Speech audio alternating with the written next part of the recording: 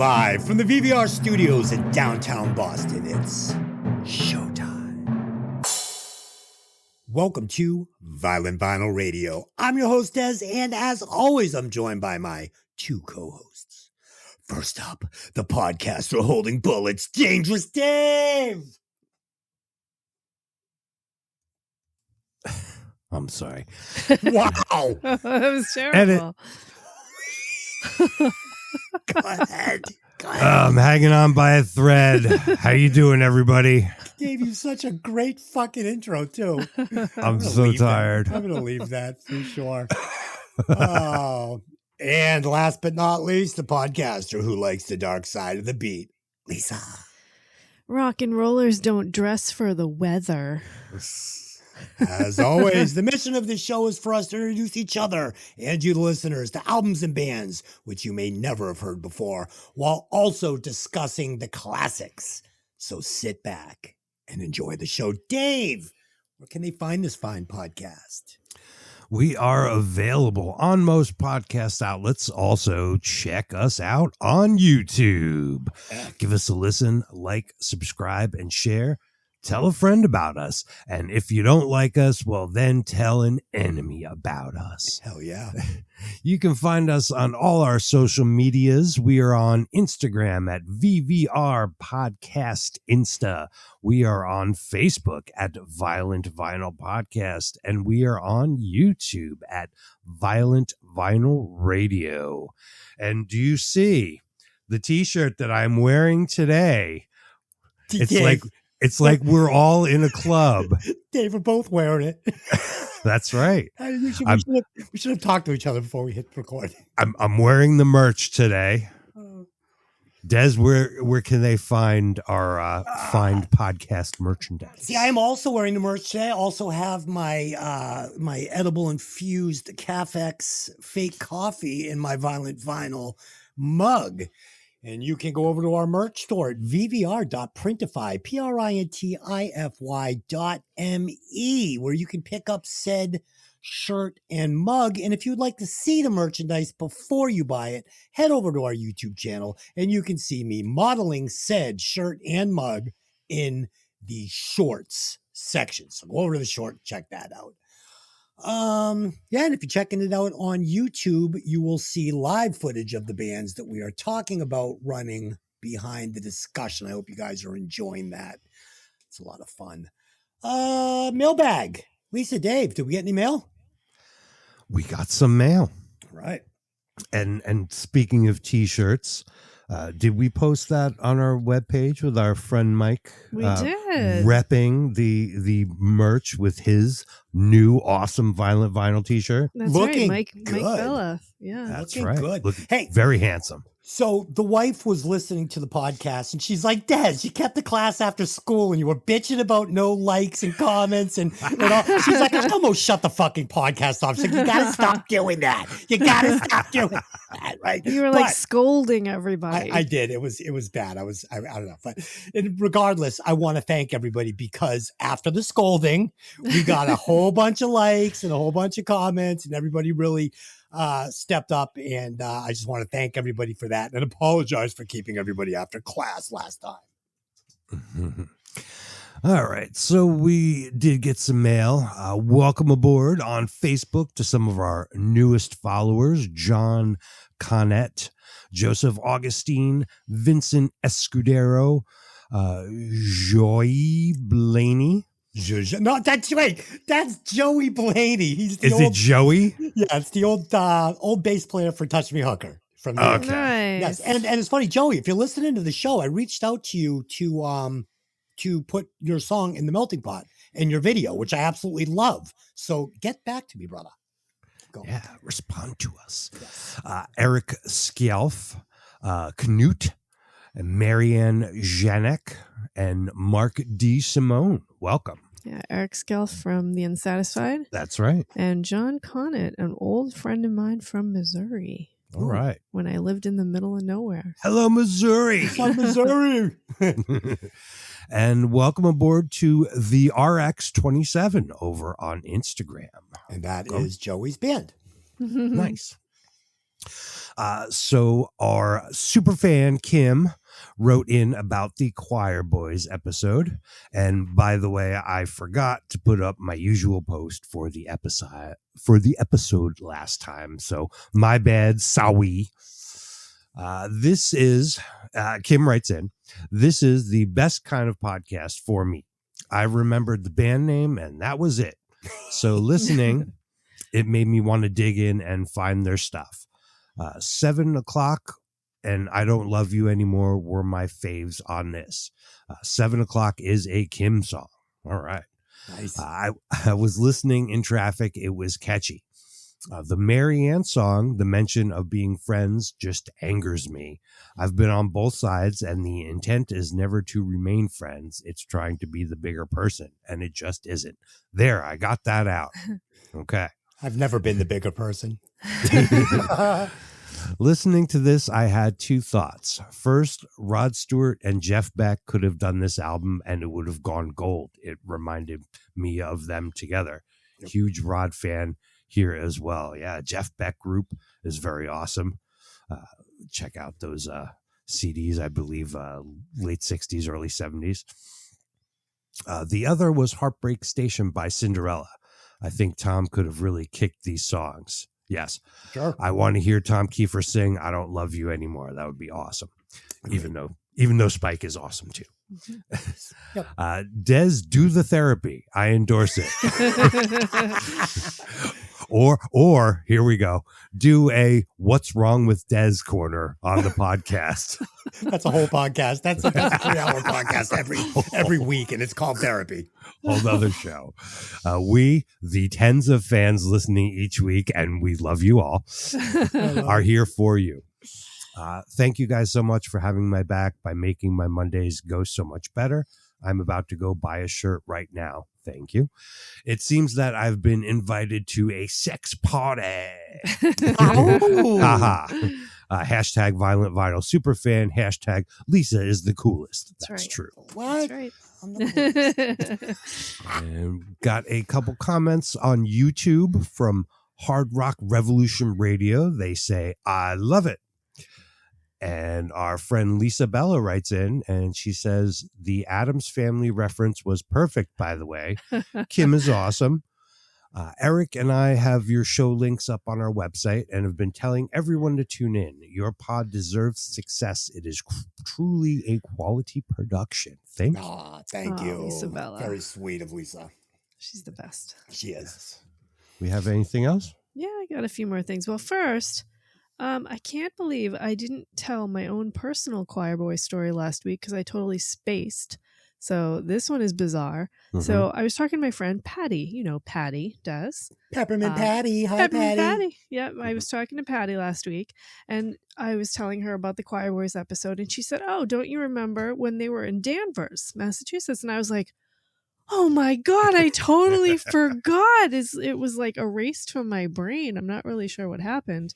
But she remembered that she was driving down the street one day in Danvers near the big mall, in between the two malls, and she saw a bunch of really cool looking long-haired guys covered in velvet walking across the street. And she was like, woo, I've got to go meet them. So she whipped her car around. A little Fiero, a little fucking... Yeah. Followed to where they were with her friend Pam, and they went into a Denny's and actually had dinner with them. And what it sparked in my mind was, why they were walking across the street? Because they had just been in the mall, in Liberty Tree Mall, which is where I was working. And I had met them that day because they came up to my shop, which was the shop was named Rockin' Biker. And it had big silver skull rings and crystal jewelry and all, concert shirts and all that stuff. So they had come into the shop with their super thick London accents. And just looking ultra cool. It was like they were on stage. I think they were dressing like that all the time. That's the only clothes they owned. It was. Fucking great. Yeah. That's fucking great. So they bought a bunch of stuff. cool. Yeah, they bought a bunch of stuff, but they were talking about their show and they're like, oh, you need to come to the show tonight and we'll get you in. I can't do the accent, but it was like super thick accent. And my boss, who's like sitting at the back, is yelling at them, she's only 16. Oh, shit. So what, these guys are running around looking like Austin Powers 24/7? Yeah, they really Yeah, were. baby. Yeah, Dave. Do I make you horny, baby? So they must have left my shop and walked out across the street of the mall was the Denny's, and that's when Patty almost ran them over on the street. Only the finest of American Yeah. cuisine. But we didn't see guys like that around back then. I feel like you could shocking. I feel like you could survive a direct hit from a Fiero GT. Yeah, probably. Yeah. Oh shit. Wow. That's fucking funny. It's a So, good story. yep. Good story. I can't believe I forgot that went completely out of my brain. But yeah, I mean, I didn't know who they were in the store. They had to tell me who they were, and I still wasn't quite sure who they were because that was like 1990 or maybe it was early 91. It was very early in their career. I had no idea who they were. Yeah. Right. And the record company did a poor job of promotion Yeah. with them. Yeah. Unfortunately, nobody else knew who they were either. So. Yeah, well, and to be fair, Patty didn't know who they were either. She just saw a bunch of like hot-looking English guys that was not the style that you would see around here normally, and Sure. she went after them. Sure. So, Nothing wrong with that. yeah. Sure. Yep. Oh. Okay, a few more. Kim, I got a message from Kim as well, and she says happy belated birthday to Delynn because we did say happy birthday to her on the Happy last birthday. episode. Yep.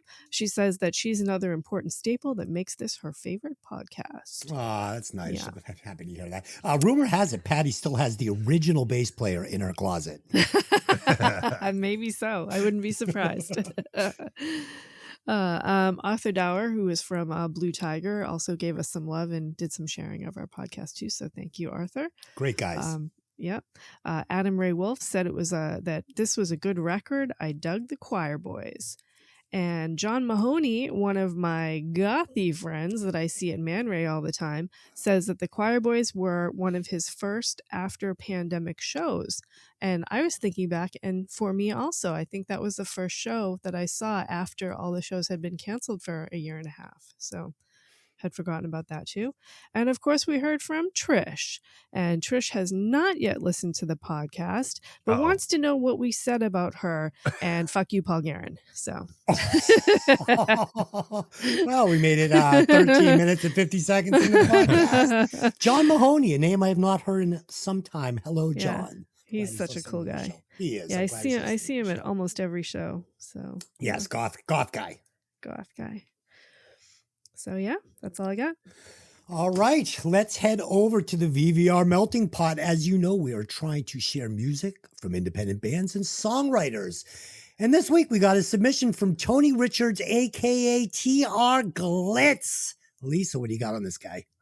Well, so as you know, we've been branching out of our local Boston scene over the past year, visiting, I think we visited Atlanta and Chattanooga, Tennessee, and San Francisco, and many, many other places of old scenes. Since we experienced the old Boston scene, but we didn't get to see what was happening in the rest of the country. So this time we're actually going back to where it all started with a musician who was on the Hollywood scene in 1987. Oh, cool. So his name is Tony Richards, and his current band, which is really his solo project, is TR Glitz.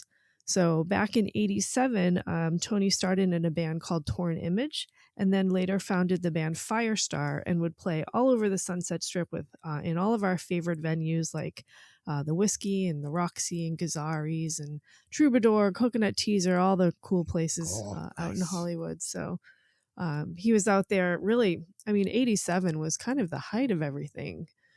Sure. I know it was still fun in like 81, 82 and all of that too, but 87, I think it was really just, there was no place else but Hollywood Strip at the time. Yeah. In 89, he joined a band called Brigade, which for him was kind of the height of his career, of his music. They were playing like all over the place in 89. And then he founded the blues hard rock band called Piston Whip. In 1992, That's now, great. What a great name. Piston Whip. it's a good name, isn't it? Damn. Every one of his band names is really cool. We're gonna That's talk so a little bit more about motocross. that. I love know. Piston I Whip. love it. Fucking A. In 92, so remember in 92, the scene had pretty much started to fracture. Now, I won't say that it was dead by then, but I think what was happening was there was so many bands, just anybody with hair and a guitar had a band on the Sunset Strip. So that was starting to fracture. And the early grunge bands like Alice in Chains was showing up on the Strip at that time too. So things were changing really quick at the time. And Jane's Addiction was out there at that time too. So music was really changed. And at that time, he formed a band called Slammer. And in 1993, he formed a band called Road Angel. So he was playing just pretty much constantly from 1997. Now, in 1995, he formed a band called Desire, like the letter D, D-Zyre, Desire. And you guys really need to check out this band. They had like the most killer style. So 1995, remember, glam was gone at that point. I mean, the scene was really wiped clean. And these guys were still out there looking like LA Guns, wearing like ultra cool, like lip service clothes and big black hair. And their music got tons and tons of great reviews online. But if you remember what was happening in 95, the rest of us weren't hearing any of that. Right? They were kind of trapped in a local scene at the time. People said at the time they sounded like a mix of old Kiss, Van Halen, Skid Row, and Poison, like all together. Music was fantastic. It's a little serious compared to the bubblegum glam of the 80s. It was a little more political. It was almost like the lyrics almost like Rage Against the Machine, but the music more like Skid Row, very heavy. And this music is still available online. You can buy some of it on Amazon Music, and there's plenty of it on Spotify as well. Desire stayed together all the way to 2003, so 95 to 2003, which is a lifetime in band years, actually, like dog years, if you will. Yeah. Their single Chance on Love appeared on the Rock City News compilation album in 2002 called Marking New Territory, Rocky's Revenge. And that single, Change on Love, is also on Spotify. It's fantastic. You have to check that out. They then released a studio album called The Awakening on Kickorama Records in 2002. And get this, in 2002, they sold 10,000 copies of their debut album. That, self-funded, pretty much self-produced, glam rock music. Big numbers for an independent. Huge numbers for a debut album of a brand new band. Craziness. I mean, he must have been working his ass off to sell that much at that time. Nobody was backing these bands. MTV wasn't almost even playing music anymore, let alone our kind of music. It must have taken like a huge amount of hard work to get that kind of those kind of sales in that era when the world had kind of turned its back on music. So after this band, Desire, he would kind of continue to write music, but he was stepping back from playing really all the way until 2014. Now, these years are a critical time. And I've said this before. This was the time, like after the early 2000s until about 2014, 2015, when a lot of the people who wrote the kind of music that we listen to went underground, essentially. Nobody was going to the shows. Nobody was buying the music. So, but if you're a musician, and as you know this, creativity doesn't stop. So you're still writing your music, right? So he had all these years, more than a decade, where he was just pumping all this creativity into some music. And not just him, but lots of other musicians doing the same thing. So by the time 2014 or 2015 came around, when the music was starting to get fan base again, these guys like burst back out on the scene with more ideas, right? Yeah. Remember how we used to say like, oh, you get your whole life to write your first album, and then you get a couple months to write your second album under a deadline. Yeah. Well, it was almost like these guys got a second childhood almost to write their music, and then everybody started coming out again in 2015. So he burst back out on the scene with a band called Wicked Star and released 3 studio albums, Collision Course in 2016, Sudden Impact in 2020, and Return to Glory in 2022. Can we talk about this name for a minute? Wicked Star.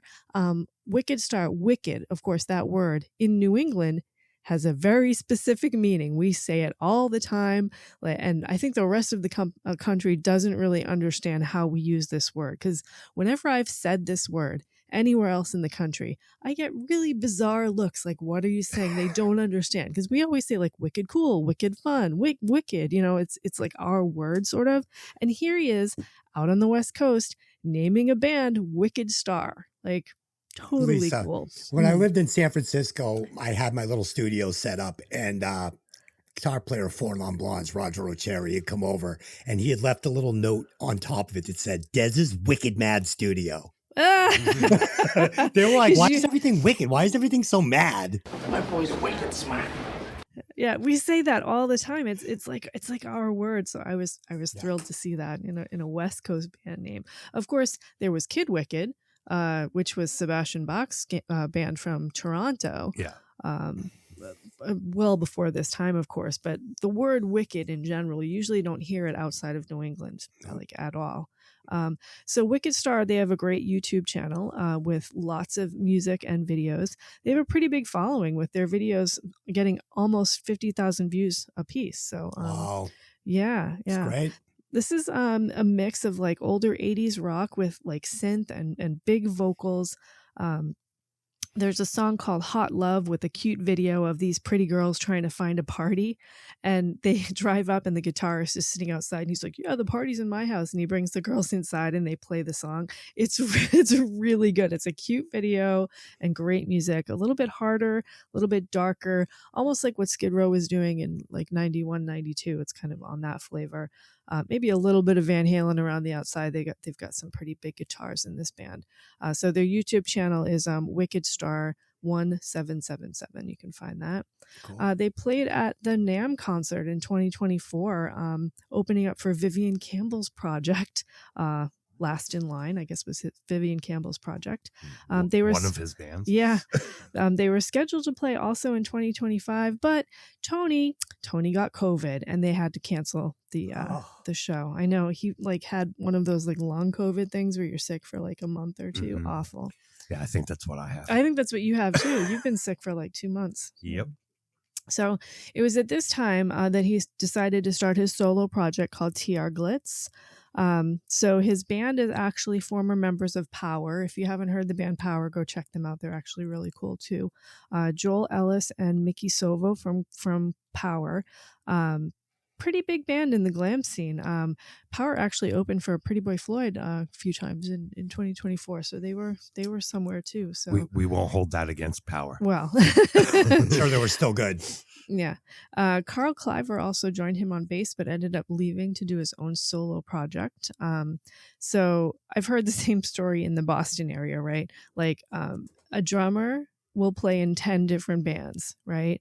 Guitarists are a dime a dozen, right? But bass players you're always looking for. Yep.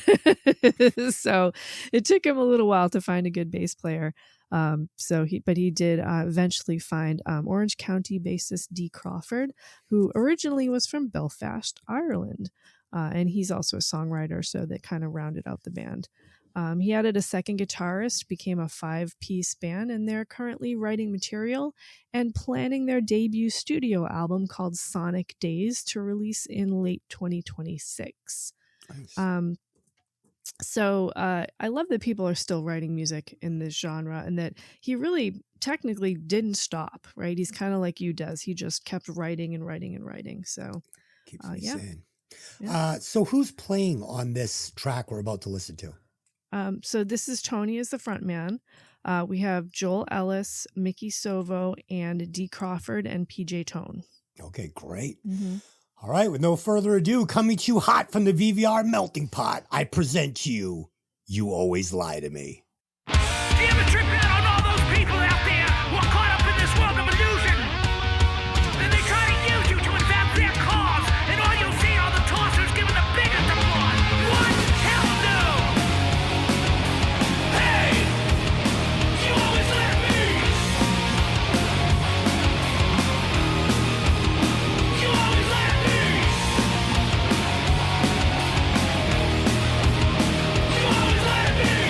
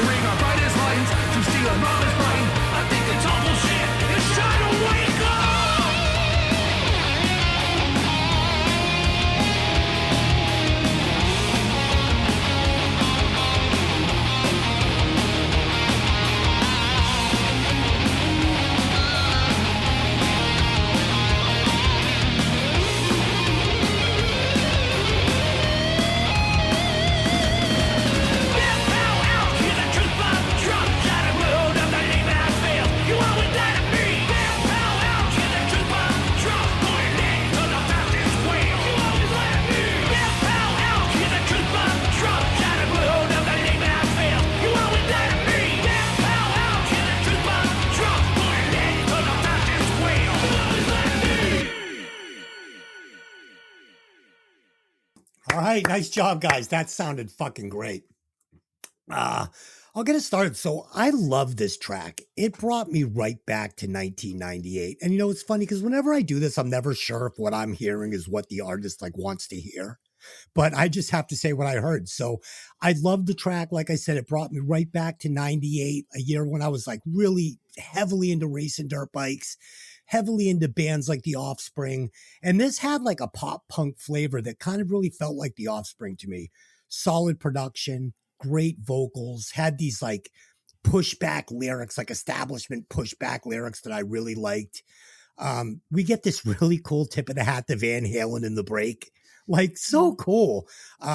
Great guitar solo, really good with a perfect mix of like shredding and melodic licks. This one for me, total winner. Absolutely loved it. Dave.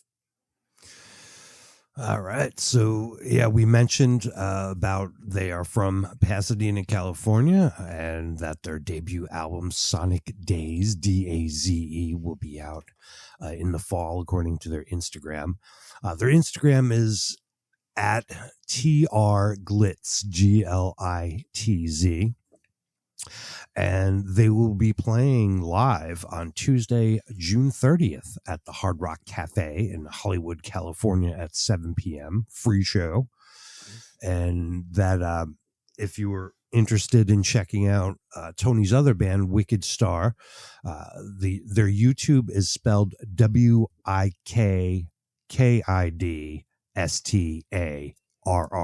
1777.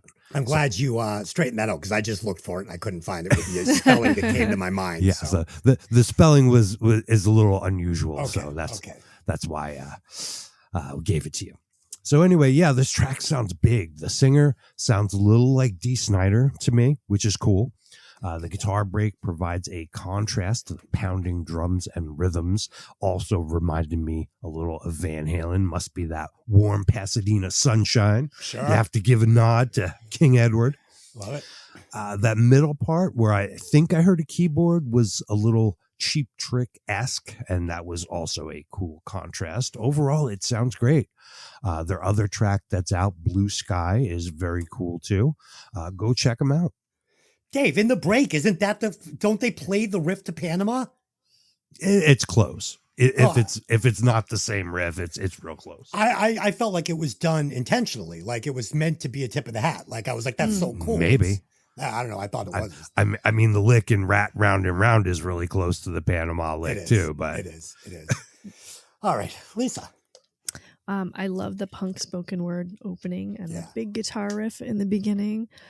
This is guitar rock, right? Full sound. Now, what I do hear is underneath the guitar, I hear a little bit of synth playing underneath it.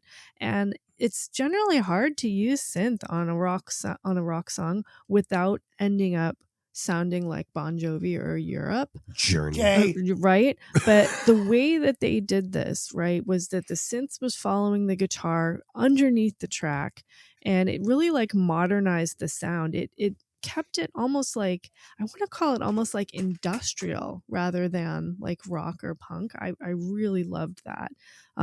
It's a song to bang your head to or to bop along to.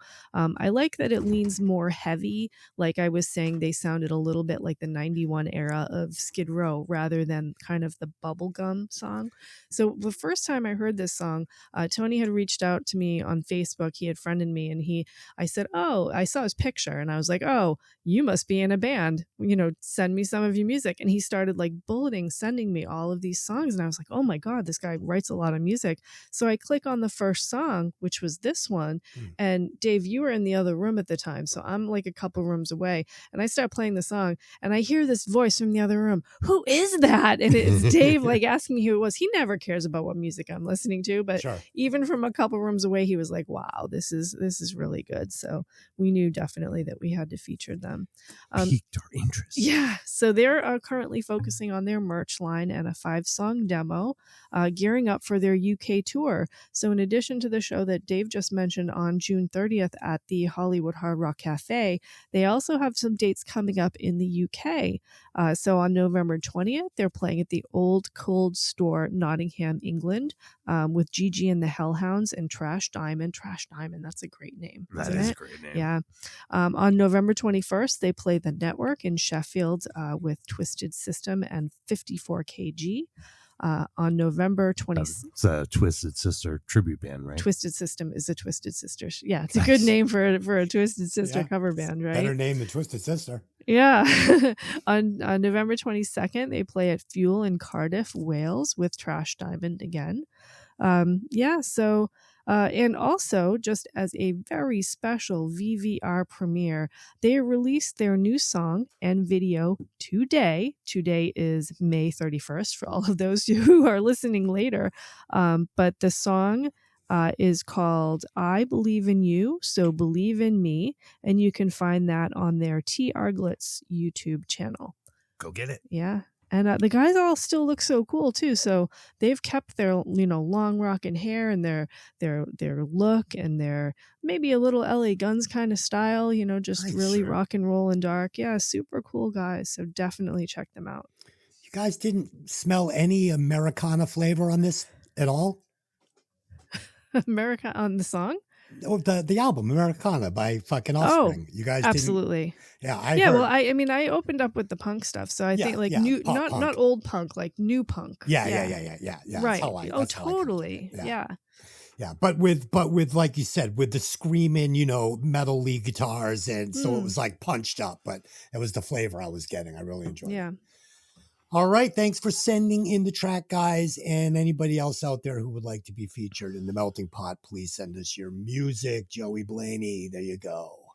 Joey, if you don't send it in, I'm just going to send everybody over to YouTube channel anyway, so it doesn't matter. So I'm just giving you a chance to be featured here first. Okay, tonight we will be discussing One Day It Will Please Us to Remember Even This. That's a mouthful. The third studio album from the New York Dolls, produced by Jack Douglas, released on July 25th, 2006 on Roadrunner Records. The album peaked at the number 129 spot on the U.S. Billboard 200. The band's lineup was as follows: Steve Conte on guitar, Brian Delaney on drums, David Johannsen on vocals and harmonica, Brian Coonan on piano. What great piano on this. And Sylvain on guitar, and the great Sammy Yaffa on bass. And oh boy, is Sammy Yaffa fucking bringing some fire on this album. Wow. Really great shit. Dave, what do you got on the Dolls? This version. We got all kinds of stuff. So way back in the day, the band was founded in, guess where?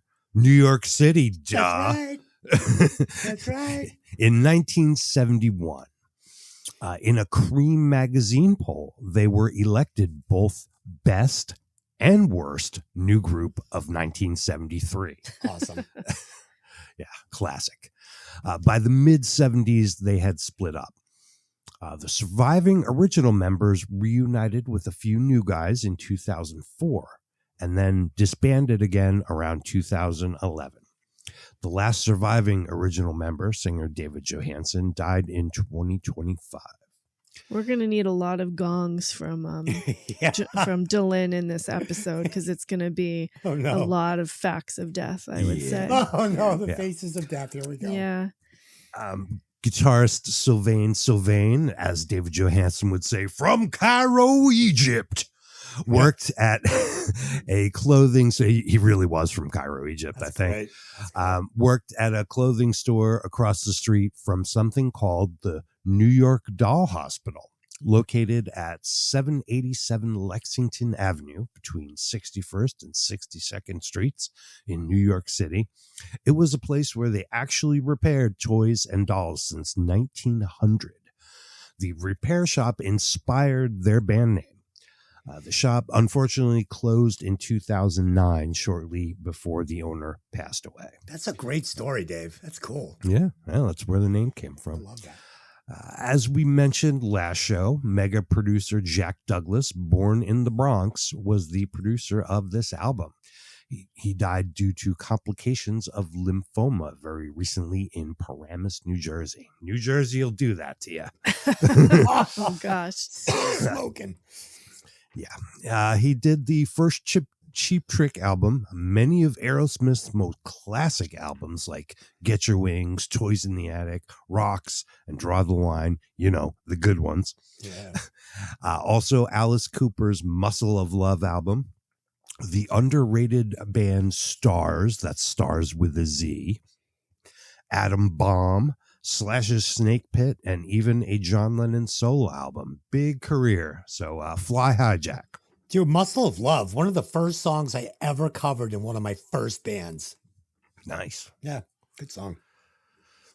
So English singer Morrissey, having been a longtime fan of the band and the head of their 1970s UK fan club, organized a reunion of the three surviving members of the band. That's Johannsen, Sylvain, and Kane, Arthur Kane, for the Meltdown Festival in London on June 16th, 2004. The reunion led to a live LP and DVD on Morrissey's Attack label, as well as a documentary film, New York Doll, on the life of Arthur Kane. It is great. Watch it. I have the DVD. However, future plans were affected by Kane's sudden death from undiagnosed leukemia just weeks later. Ouch. On July 13th, 2004. So, yeah, it's kind of a shot in the nuts there. So, yeah, we have Morrissey to thank for bringing the surviving Dolls together for their reunion here. This album is amazingly only their third studio album. The first two came out in 1973 and 1974. And in between then and the time of this album, only demo, live, and compilation releases from the band. In the next few years after this one, they would release two more studio albums. According to Wikipedia, quote, the title is a reference to a quote from Virgil's Aeneid. Today, Junior? Okay. Aeneid. It's a very, very important. It's an epic poem. Epic is poem. that the right categorization yes, for it? Okay. That's correct. Do you know? Lisa's what it way was smarter about? than me, so Dave, I you didn't even should've- want to take a crack at it. You should have conceded that fact to Lisa. Do you know what it was about? Do you know what the poem was about? I have no idea. Okay, I'm going to so bet he doesn't. I can't read. Do you know the story of Troy, right? And the fall of Yeah, Troy the and all city of of that. Troy Yeah, and the Trojan okay. horse and all that stuff. So this story was what happened after Troy fell, and this man, Aeneas, ran to Italy and actually became the ancestor of all Roman people. This is the same guy that was the main character in the Iliad by Virgil. So Right. he was the guy who was rescued by Aphrodite when he got hurt in battle. So all of these are connected. What do you think of that title? I want to talk about the title. It's long, but I mean it kind of it gives you something to think about. Mm-hmm. I like it. I think it's amazing. And Yeah. some of the original translations of this title were perhaps even these things will be good to remember one day, or perchance even this distress, it will someday be a joy to recall. It's basically like a statement that suffering has value, and like taking a risk and maybe having some pain leads to like the ultimate like rewards. And when you look back on your life, you're gonna be like, yeah, that hurt a bit, but look at all the amazing things that came from it. Right. Even though times might be tough. Yeah. What's that old quote? If you're going through hell, keep going. Churchill. Yeah. Come Like, on, I think I think nowadays, though, people try to avoid suffering as much as possible. So much Sure. that they don't take risk anymore. They don't reach for anything anymore because they don't want to feel anything bad. That's why I Dude. used to drink whiskey. I fucking bathe in a fucking pool of suffering every second of my life. Anyway, this is one of my favorite titles of any album ever because of all of this. Very tie-in. literary. Yeah. So guest artists on the album include Michael Stipe from REM. He does vocals on Dancing on the Lip of a Volcano.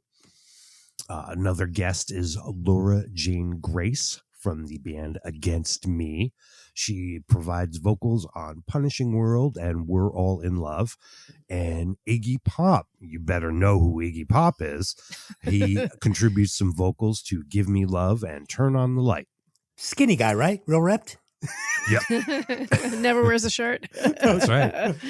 He doesn't own any. He doesn't own a Fun shirt. fact. Yeah. That's great.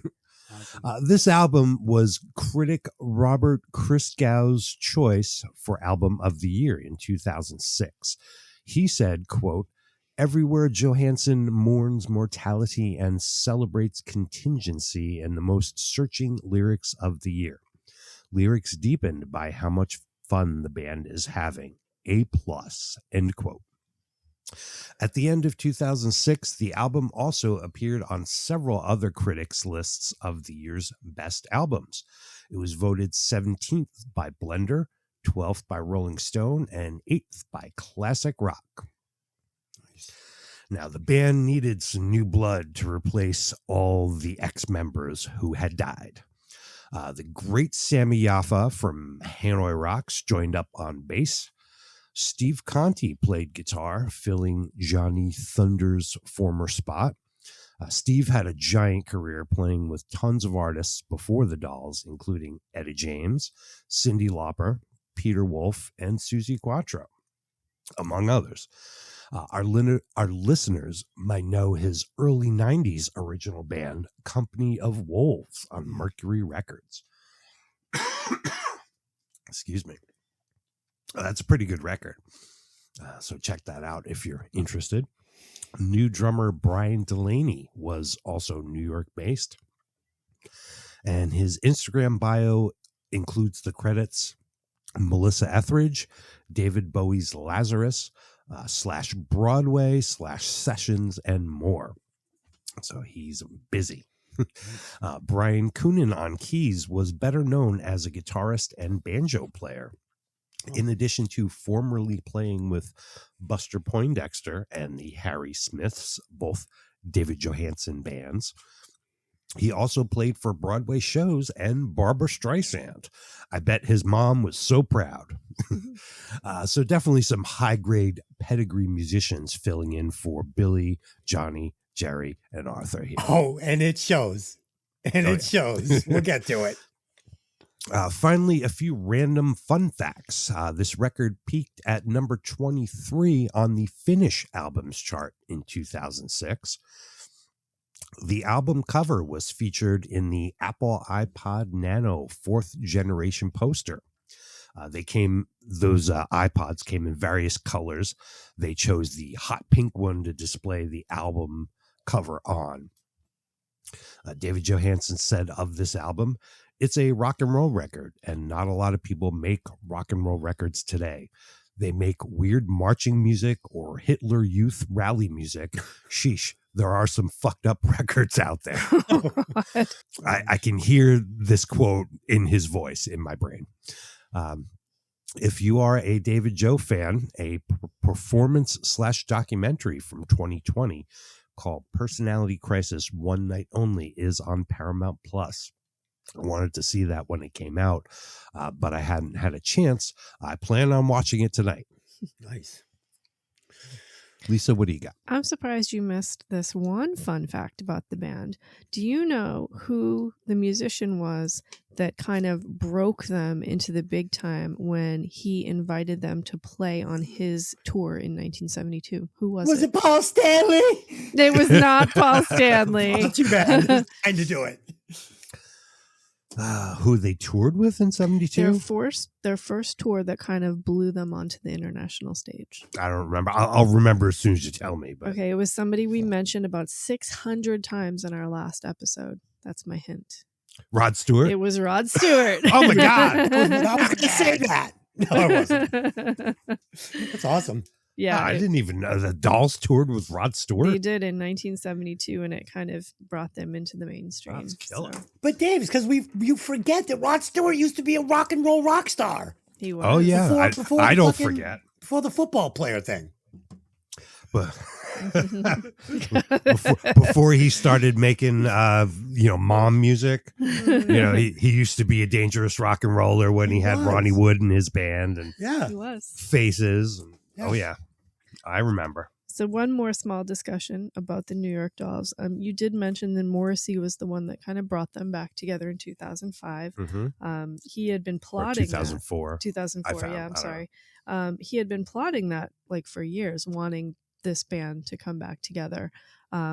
What he said about them was, in their original time, 1971 or so, the world wasn't ready for them yet. No. And it seemed to take the pop world 30 years to really understand them as a group. What do you think about that?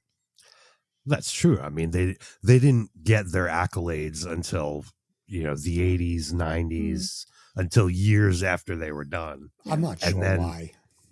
And then the influence that they put out there sort of became, back when in the 80s when Twisted Sister and Poison and Rat were on top of the charts, like that all came from the Dolls. Dave, it Well, became trendy to like the New York Dolls. Like people are like, like, you ever hear the Dolls?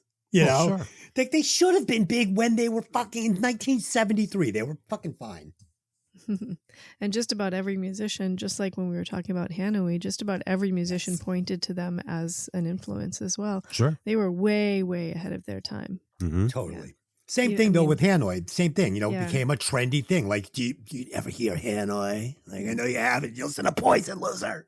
Well, it was almost like you had New York Dolls in the 70s, you had Hanoi in the early Yes. 80s, and Yep. then that led to like the Faster Pussycat, LA Guns movement came right out of that. And, Sure. But all of these bands related to each other. But it was like So- Junkyard was the one where people are like, ever hear Junkyard? Like, Yeah, like, yeah. So the bands liked.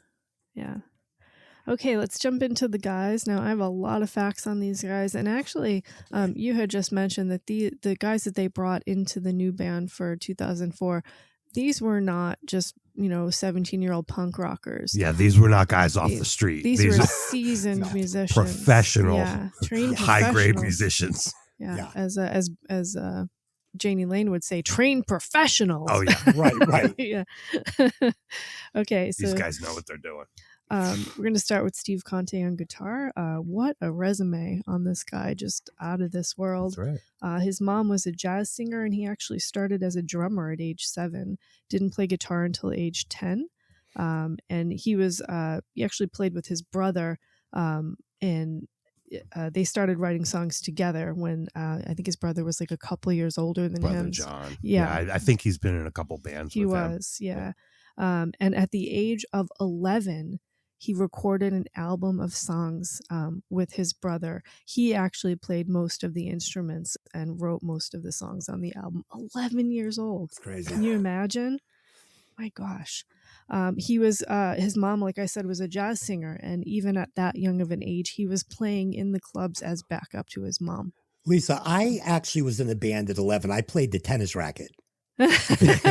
Amazing. But he played the cardboard boxes. He's really good. Like really good player. I was a drummer when I was that age playing in bands. So I think we talked about that a few episodes ago. So he got a full scholarship to Rutgers and studied jazz guitar. Woo, wow. woo. Yeah. I auditioned at Rutgers. Did when you? I went to college. I didn't make the cut. Oh. All right, Dave. Yeah. Still He- nice. I'm not a classical guitar player. Swing. He went to school with some pretty prolific players, and I think this is where his kind of networking started out, such as Terrence Blanchard, who is a trumpet player and just a powerhouse in the movie score scene, which would be important in his later career because there's a lot of money to be made in like movie music and all of that. Yeah. He studied under some greats like Kenny Barron, who is the premier jazz pianist of his time, and Paul Jeffrey, who is a saxophonist who worked with Dizzy Gillespie and Thelonious Monk and Charles Mingus. I mean, these were like power players, right? You said penis. No, I didn't. It's because I have a cold. You can't right. understand what I'm Okay. saying. Okay. Pianist. Shit. No extra charge. No extra charge. His first professional band was Blood, Sweat, and Tears, a band that always seemed to have way too many people on stage at any given time. Like when you play like for soccer, and they have to like call you because you have an extra player on the field. Like there was like 15 guys in this band at any time. He would play with them in 1986 and again in 2013.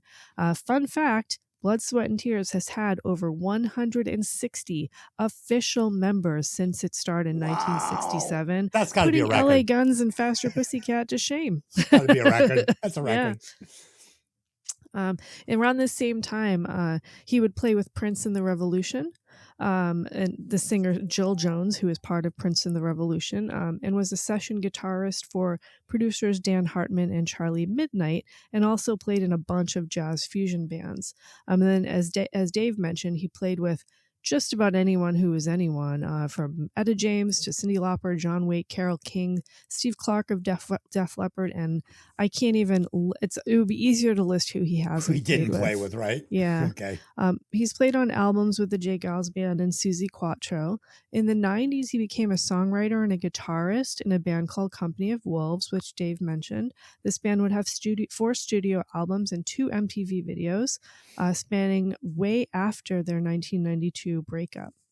In 1993, he played with Billy Squier on the album Tell the Truth. And in 2001, he would rejoin Billy and go on tour with him alongside Bad Company and Styx. Nice. He formed the band Crown Jewel with his brother and would have 2 studio albums with them. And also played with Sean Pelton of the Sheryl Crow Band, guys in Rod Stewart's band, Paul Garisto of Psychedelic Furs and Iggy Pop's band, Steve Murphy of the Alan Parsons Project, Rob Cloris of Black Crowes, and in later years, cellist Mark Stewart of Paul Simon's band. So all sorts of different styles of music here, from folk to jazz to rock. In 1999, he would play with Paul Simon as his stand-in vocalist, which was one of the musically rewarding gigs he has ever played. Imagine being around those musicians. Sheesh. Yeah. He and his brother would continue to play together over the years. They had a band called the Contis in 2003, but he would take a break to join one of his idols, Willie DeVille, in the punk band Mink DeVille on a summer tour of Europe. This was where he would meet his future wife and mother to his children. Oh, cool. And of course, the biggest honor for him was a call from David Johannsen to do a one-off gig in London as part of the New York Dolls. And this actually turned into him joining the New York Dolls in 2004 as the guitarist, and spending 6 years with the band, spanning 4 albums and a 5-continent tour. His quote about filling in for Johnny Thunders. This is him. It was really freaky being backstage and having Mick Jones of The Clash, Bob Geldof, and Chrissie Hynde walking up to me and saying that I was doing a fantastic job filling in for Johnny Thunder's shoes, because I was never really a fan of his. Of course I am now, Yeah. but at the time, I guess I was just a good fit. Regardless, because I came up idolizing the same guys that he did, like Chuck Berry. If you play that style a little bit looser with your amp turned all the way up, that's Johnny Thunders. Yeah, it's great. Great quote. Yep. He also said some fans turned sort of against him because he wasn't Johnny Thunders. Johnny had passed and someone had to get the gig, and he was pleased to do it.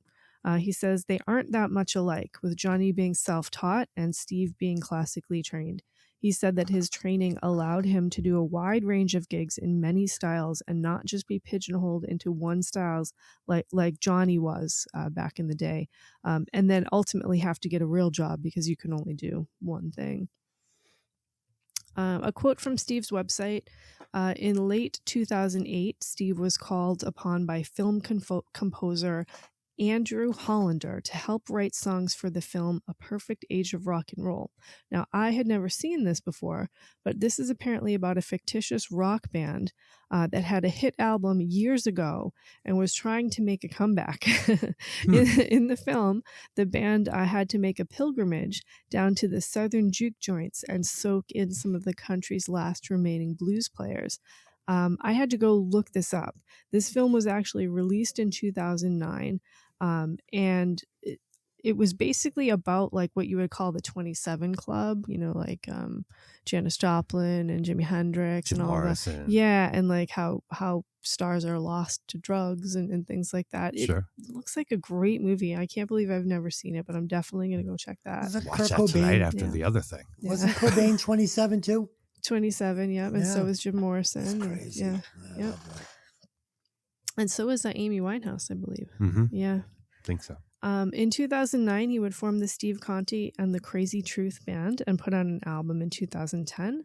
In 2010, he would actually leave the Dolls behind as they were collapsing, and he would join Michael Monroe's band. Good move. He would contribute to 5 of Michael Monroe's solo albums, as well as another Night in the Sun live Helsinki album, which was a huge success. The first studio album he worked on and wrote songs for with Michael was Sensory Overdrive, and they won Album of the Year at Classic Rock's Magazine Awards, and also won a Finnish Grammy. It was #1 on iTunes Rock Tracks and is now approaching platinum in Finland.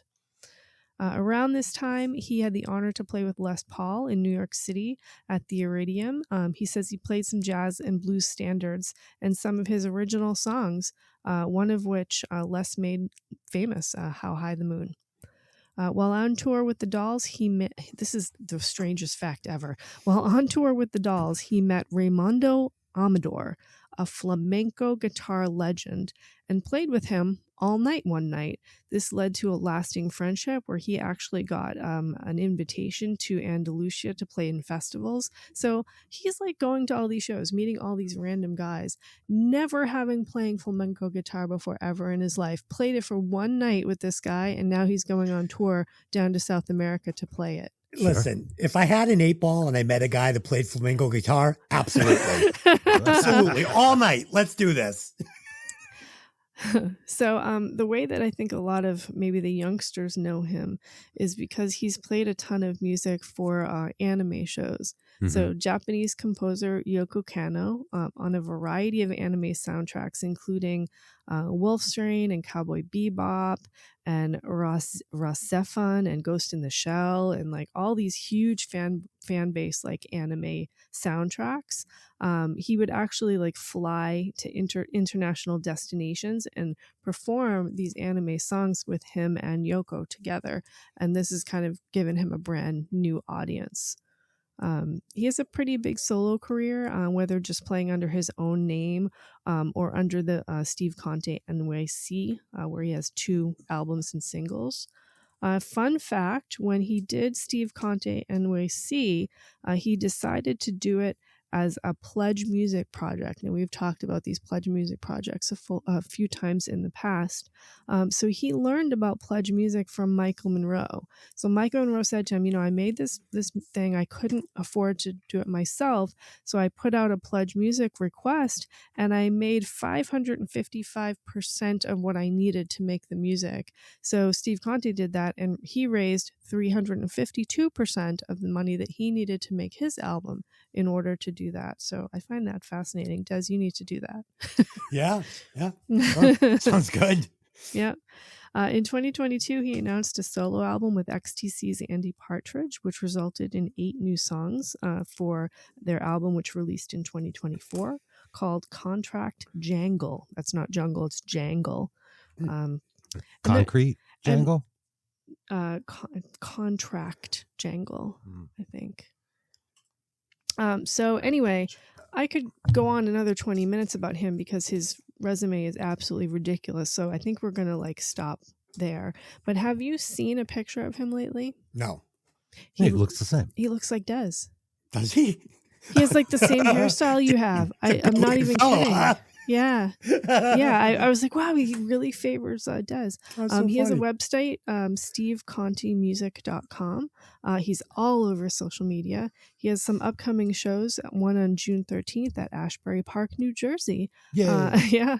And one on October 9th in New York at Little Steven's Underground Garage. So Was I wrong? Was it Concrete the Jangle? Concrete Jangle Okay. on Wicked Cool Records, released in 2024. Okay, so sorry, I must have written that And down wrong. You He think actually I look came like that? This guy looks Yeah. like my fucking dad. No way. He looks young. The picture I saw of him, he had the same hair as you. Oh, He looked no. super cool. Oh, that's so funny. Okay. Oh my God. I Maybe thought he just looked pulled up- super maybe- cool. Maybe I just pulled up a bad picture. I don't know. You must have, because he looks great. I thought he looked amazing. I was ready to log off. He came around to play a show. His band played over in Lowell, Massachusetts. And Yeah. I did the sound mixing. He was very nice, and we got a picture together after the show. That's That's cool. probably on my Facebook somewhere or my Instagram. What a talent. My God. But he's super cool. Yeah. Great guitar player. Okay, moving on to Brian Delaney from St. Louis, Missouri. He moved to New York in '94 and played with tons of musicians like Melissa Etheridge, Lucy Woodward, Delta Goodrum, David Johannsen, of course, in many of his different bands, Morgan James, Peter Cincotti, Patty Austin, Blood, Sweat, and Tears. So this guy was in Blood, Sweat, and Tears along with Steve Conte and along with 159 other people. He joined the New York Dolls during their reunion. Although he wasn't the first drummer that they worked with, they had another guy in 2004 named Gary Powell before he came in to replace him. He would leave the band for a short part of 2011 before returning. So in between, there was another drummer named Jason Sutter. So it wasn't really stable in the drummer area, I guess. That's because drummers play in like 47 different bands, right? Yeah. Yeah. Or it's like Spinal Tap. They keep exploding in a green mist. Yeah. So he did pay tribute to David when he passed. He said, I was lucky enough to play with the Harry Smiths, Buster Poindexter, and the New York Dolls with David. I remember him asking me about doing the Dolls show in that unique David Joe voice. Hey, you want to do the Dolls show? Who knows what'll happen? There could be a few or a bunch. So it's crazy. He's in a band called The Compulsions, which is a classic rock cover band. They bill themselves as a Sticky Fingers era Stones cover band, sort of. Oh, nice. Yeah. He participates in many Bowie tribute bands, including The Sound and Vision of David Bowie, which is a band of Bowie's band members and Bowie collaborators all playing together. Right. Like Yeah. Earl Slick, I think, Yeah. was involved with that, maybe. Des, did you have something? Your mic was muted. No, keep going. Oh, okay. Sorry. I just saw you talking over there and talking up a storm. He's and yelling at me. Just wanted to make sure. I was talking to my alter ego. It's okay. We're fine. Okay. Yeah, so those Bowie shows, they're pretty big. They play very often and they're almost always sold out. So he also plays in Steve Conte's band and recently played at Joey Ramone's birthday bash alongside friend to the show, Rachel Bolan, as well as local girl, Tracy Bonham, whose name I haven't heard in a long time. Love her so much. And many more, including Steve Conte, of course, at the Bowery in New York City. You can catch him playing June 6th, playing in Satisfied, the band Satisfied at the Drum. He's currently available for session and recording work on Sound Better website and is still located in New York. He has a YouTube channel with a ton of his performances from all different kinds of bands. On Facebook, he builds himself as a drummer, composer, producer, engineer for video games, TV, and anything else. His direct quote on his Facebook says, I play drums with the freaking New York Dolls. So. Steve Conte looks like Steve Stevens and Steve Riley had a threesome with like Elvira and there was a baby. I don't know. That's the perfect description of you, Des. No! Jesus, that's horrible. Oh, shit. Okay, here's the big guy, the man, David Johannsen, originally from Staten Island, New York. He's Irish and Nordic, just like me. He was expelled from St. Peter's Boys' School in 1964, but he did go on to finish high school. He started singing as a kid, jamming with friends, doing Battle of the Bands, and when he was doing that, he knew instantly that it was what he would do for the rest of his life. In the early years, he was part of The Factory, which of course was Andy Warhol's New York art studio. If you don't know what The Factory is, shame on you. Time to watch some of the great documentaries about it. It was a place of art and film and music and fashion and writing, filled with just about the coolest people of the coolest people in New York society. And orgies and acid and sex, drugs, and rock and roll. All sorts of good stuff. Yeah. He was the lighting guy at Ludlam's Ridiculous Theater Company. Charles Ludlam, of course, an actor, director, and playwright, famous for his plays winning a ton of awards and endowments, in which he often played women's roles. He was diagnosed, this is Charles Ludlam, he was diagnosed with AIDS in 1987 and died only a month after his diagnosis. He had his obituary is a really important one in history. It made the front page of the New York Times and was the first obituary in the paper's history that named AIDS as a cause of death. Wow. Yep. David's first band in the late 60s was called, this is a great name, the Vagabond Missionaries. And it was after this band that he joined the New York Dolls.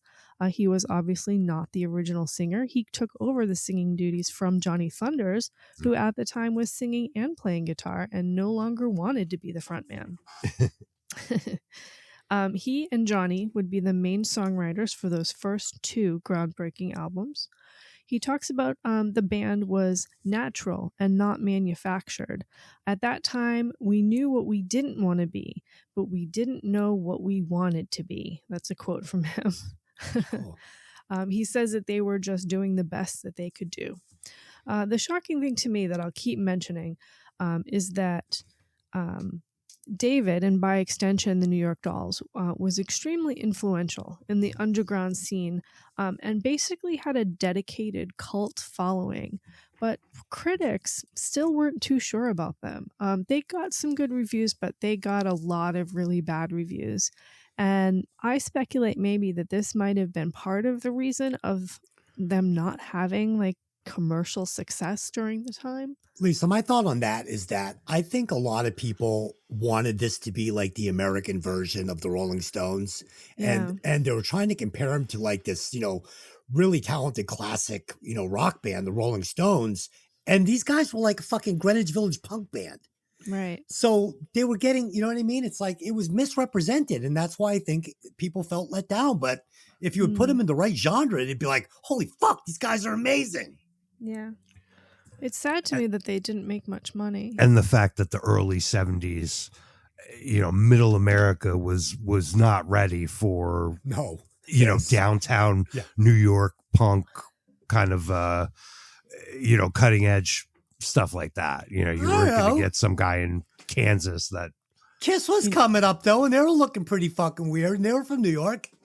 I've got some comments about Kiss coming up. Yeah, because New York Dolls, we'll talk about this in a minute, but their look was quite different than what was out. And they were wearing like not just like fancy spandex and stuff. They were wearing women's clothes. Oh, straight up. Yeah. Straight up women's clothes. Yeah. Twisted Sister before Twisted Sister. Right. Yep. Yeah, and it was quite shocking, I think, back then. Another New York band, right? Yeah, I mean, there were still some pretty puritanical people back in the day, and still is today. Yeah, and you think? Definitely, it may be worse now, but maybe. Yeah, but did that hurt their commercial success in some way? That they were just, I mean, he's coming out of Warhol, right? He's coming out of the art world, like. People weren't making millions of dollars that came out of that world. They were on the edges of society. So, yeah, I don't know. Yeah, I mean, even a lot of that art took years to catch on before people caught up to the fact that this is something worthwhile. And back then, Dave, even Iggy Pop, all this stuff, this wasn't done to make millions of dollars and be rock stars and be on MTV. This was like a grassroots underground. We do drugs, we drink, we kick ass, we wear women's underwear. Fucking eat me. You know, that's what it was. Yep, and sure. it was cool. Yeah. And David Johannsen will tell us that here in a minute. But so the first thing when we was talking about the drugs, he says that drugs weren't as big of a thing in the early days. He said there were drugs and we were doing drugs, Of course. but the guys that really spiraled downward, their spiral didn't happen until much later, well after the band had already collapsed. So I think the guys who were, basically making themselves sick, that happened in the 80s. Not in the 70s, they were doing drugs to have fun. In the 80s, they were doing drugs because it was an addiction. So he talks about the scene when the New York Dolls started, being an eyewitness to the punk music, the punk movement. But he claims that the punk movement wasn't the punk movement until it was over, right? Nobody was calling it that at the time. He says when the Ramones came out and the punk magazine and all of that, it wasn't the punk scene. It was just art or whatever. There were so many different groups that when CBGB came along, Blondie and the Talking Heads, a lot of great bands, you didn't sound anything like each other. They didn't call it punk in 76 or whatever. Later, when they started calling it punk, and then it became this rigorous, almost military thing. You play 3 chords and this beat, and if you don't play that, you're drummed out of the Corps. So, yeah. He doesn't consider himself a trailblazer or his band Trailblazers. He said he did notice some of the bands, particularly the Sex Pistols and some others, sounded like their own guitarists. So everybody copying Johnny Thunders, but he never saw it as a copy. He just saw it as, bands moving forward with music, taking what they did and making it, bigger or whatever.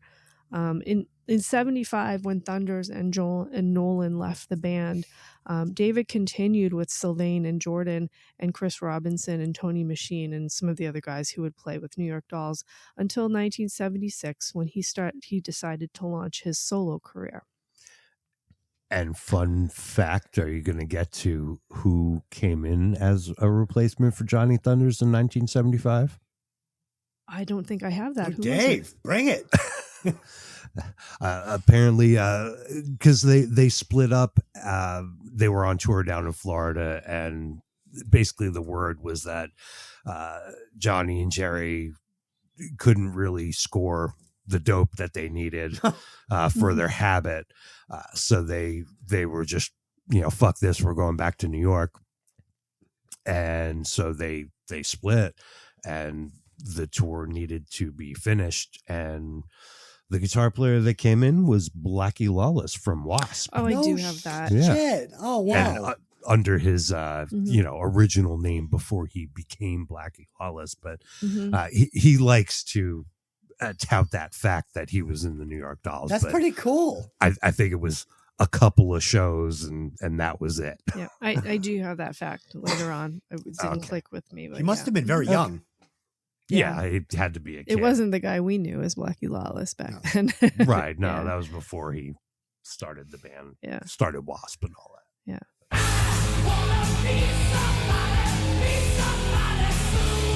Okay. Anyway, So David would put out his first 2 solo albums, one self-titled and another called In Style.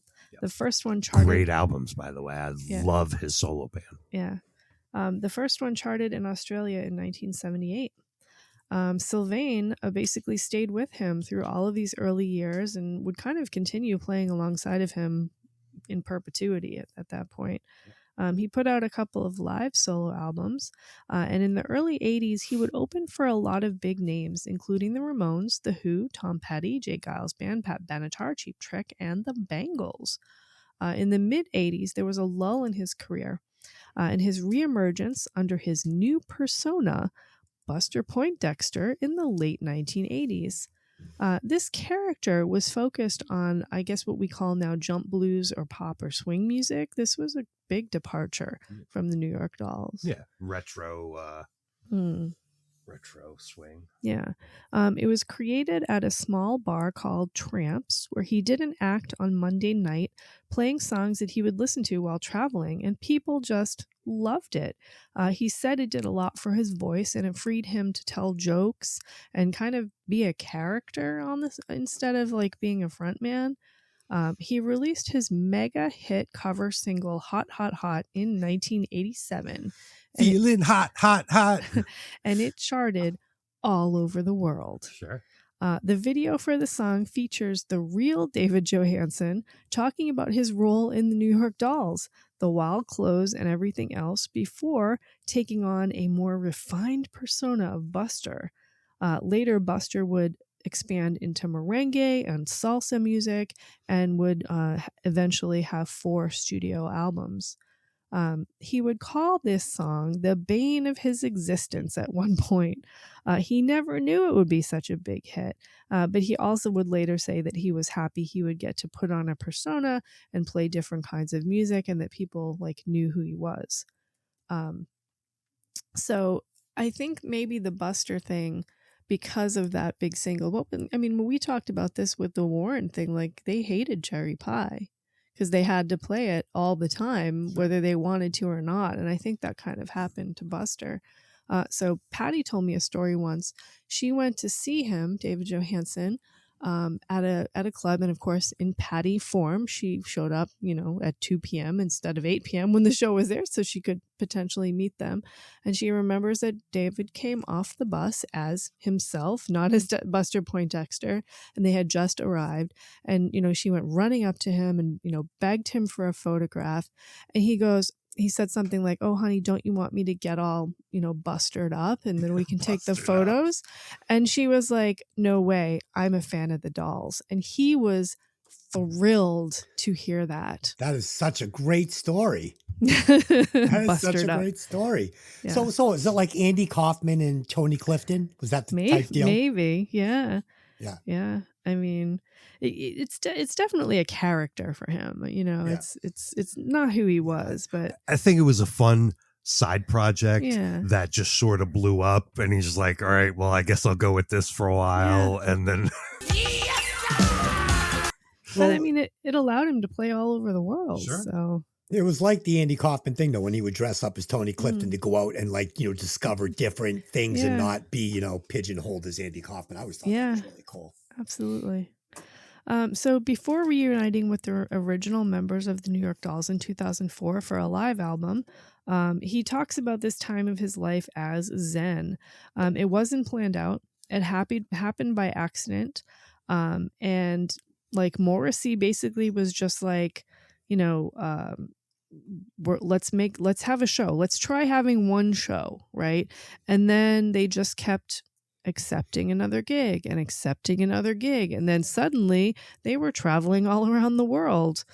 He comments that he did this for 8 years in the second incantation of the band, and that's longer than most bands last overall forever. So one final word on the lack of commercial success, and it's just kind of an observation. He doesn't see it this way. And you were talking about this a minute ago, and I think you captured this exactly. He wasn't trying for commercial success. He wanted to be a part of a revolution, and he thinks that it's alien for people. And he thinks that when he says he wasn't in it for the money, people think he's like an alien because everyone expects him to be doing this for the money, and he just thinks that there's more to life than that. He wanted to create art. He wanted to be in the revolution that was happening. So it wasn't about money for him. David was also an actor, appearing in a ton of films and TV shows like Oz, The Adventures of Pete and Pete, and a memorable role in the hit Christmas movie Scrooged as the ghost of Christmas Past. So good. So he was great. Niagara Falls, Frankie Angel. Yeah. It's fucking great. Go back to Jersey, you moron! He was also in Let It Ride, Mr. Nanny, Free Jack with Mick Jagger and Emilio Estevez. Emilio! And many movie. more appearances. He was a staple on Sirius Radio in his weekly show, David Johannsen's Mansion of Fun, and he basically never stopped performing and writing music. He participated in the Staten Island Composers Project with other Staten Island-based artists like Vernon Reid from Living Colour and Galt McDermott, the composer of the musical Hair, where they wrote music about Staten Island. David's piece was a 20-minute work scored for strings, called Mara Dreams, the Moon Gate of Uncommon Beauty, after a portal at the Staten Island Botanical Garden. He's writing compositions for strings. Sure. Like, wow. He would also write music for the cult movie, my friend Janae's favorite movie of all time, Times Square. Yeah, he has a song on the soundtrack of That's that right. album. And also on the movie The Aviator with Leonardo DiCaprio. He had a song on that one too.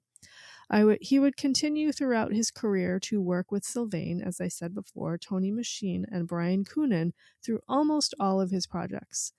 His latest musical release was September 20 and a cover of Sinking Ship by Gypsy. In 2023, the movie Personality Crisis, which Dave has mentioned, directed by Martin Scorsese, was released about his life. He actually was a friend of Martin Scorsese for a long time, like a real close friend. Okay. Yeah. He married his first wife, Cindria Fox, in 1977, but divorced shortly after. Do you know who she is? Serinda, sorry. Yeah.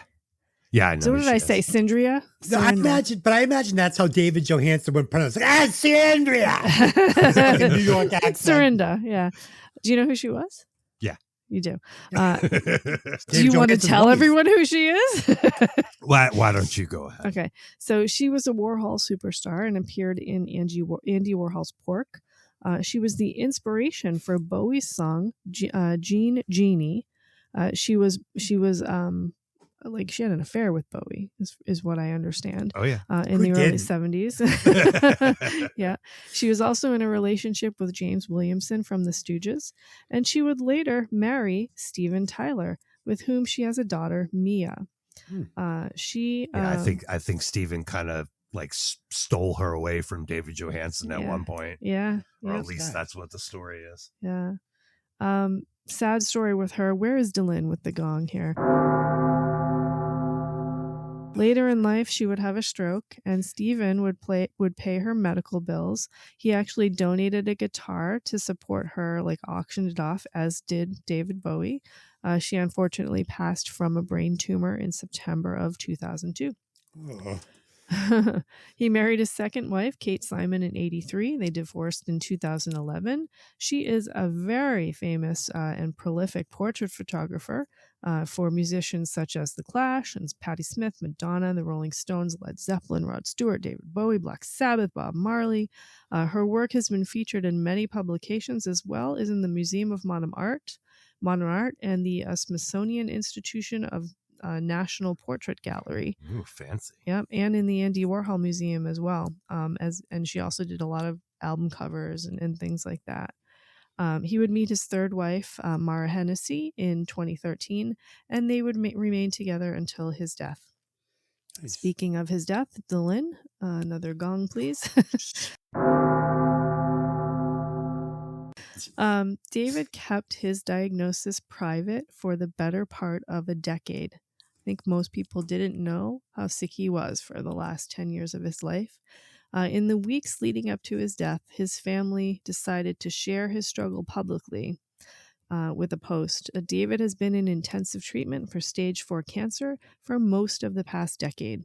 5 years ago, at the beginning of the pandemic, they discovered that David's cancer had progressed and he had a brain tumor. There have been complications ever since. He's never made his diagnosis public, as he and his family are generally very private people. They now feel compelled to share due to the increasingly severe financial burden their family is facing. To make matters worse, the day after Thanksgiving, David fell down the stairs, broke his back in 2 places. After a week in the hospital and a successful surgery, David has been bedridden and incapacitated. It went on to say that he had not been able to work for about 5 years. He was gone just 2 weeks after this post at the age of 75. He was the last surviving member of the original New York Dolls lineup, and his family was extremely grateful for the outpouring of support that he received. Not only was his family helped financially, but he saw how much he was loved and said that he felt profoundly connected.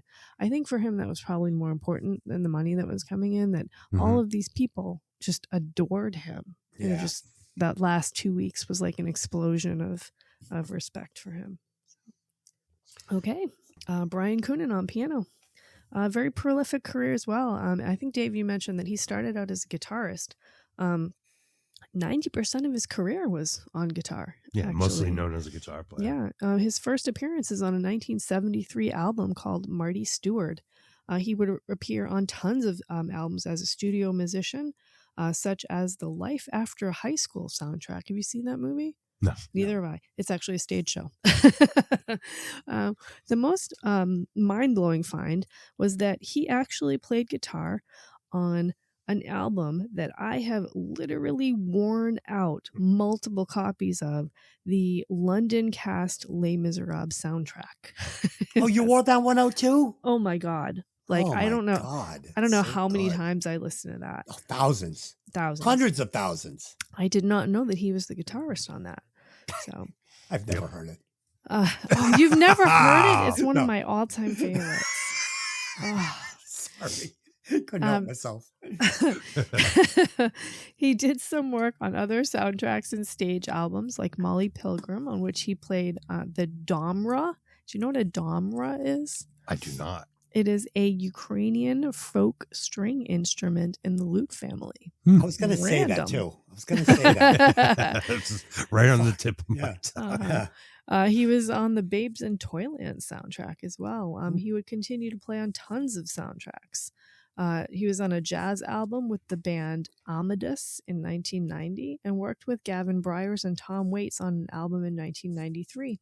He played very often with Barbra Streisand, was most notably on her Live at Madison Square Garden album, which I think went like triple platinum or something crazy like that. Probably. Yeah, and several of her subsequent albums as well.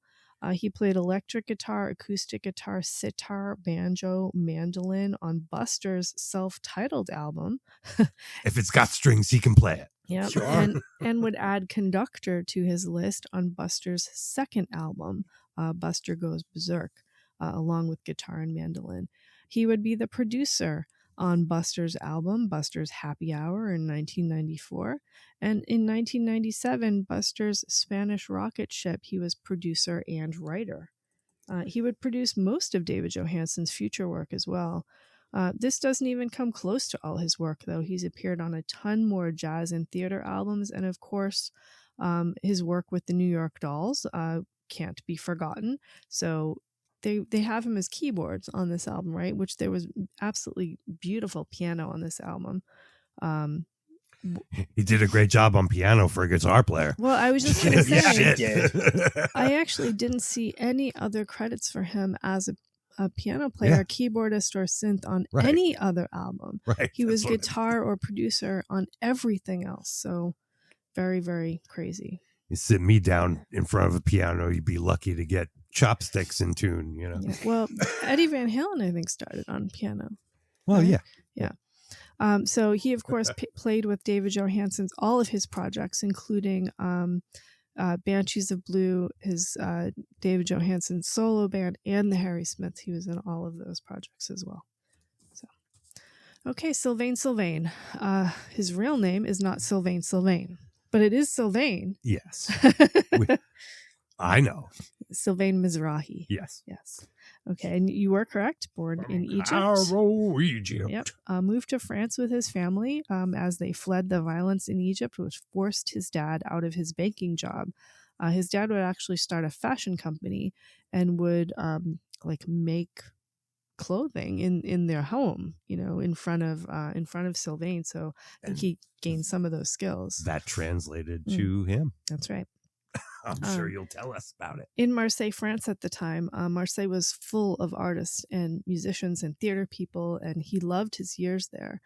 But then they moved to New York, first to Buffalo and then to Queens. And actually, he had some comments about moving to New York. So his dad wanted to go to New York to be near Manhattan to do the fashion business. Yep. So he had an opportunity to move to New York, and he was like, oh, Buffalo, that's fine. How far can it possibly be? And it's really far. It's like 9 hours. Yeah. So they did quickly move to New York City. So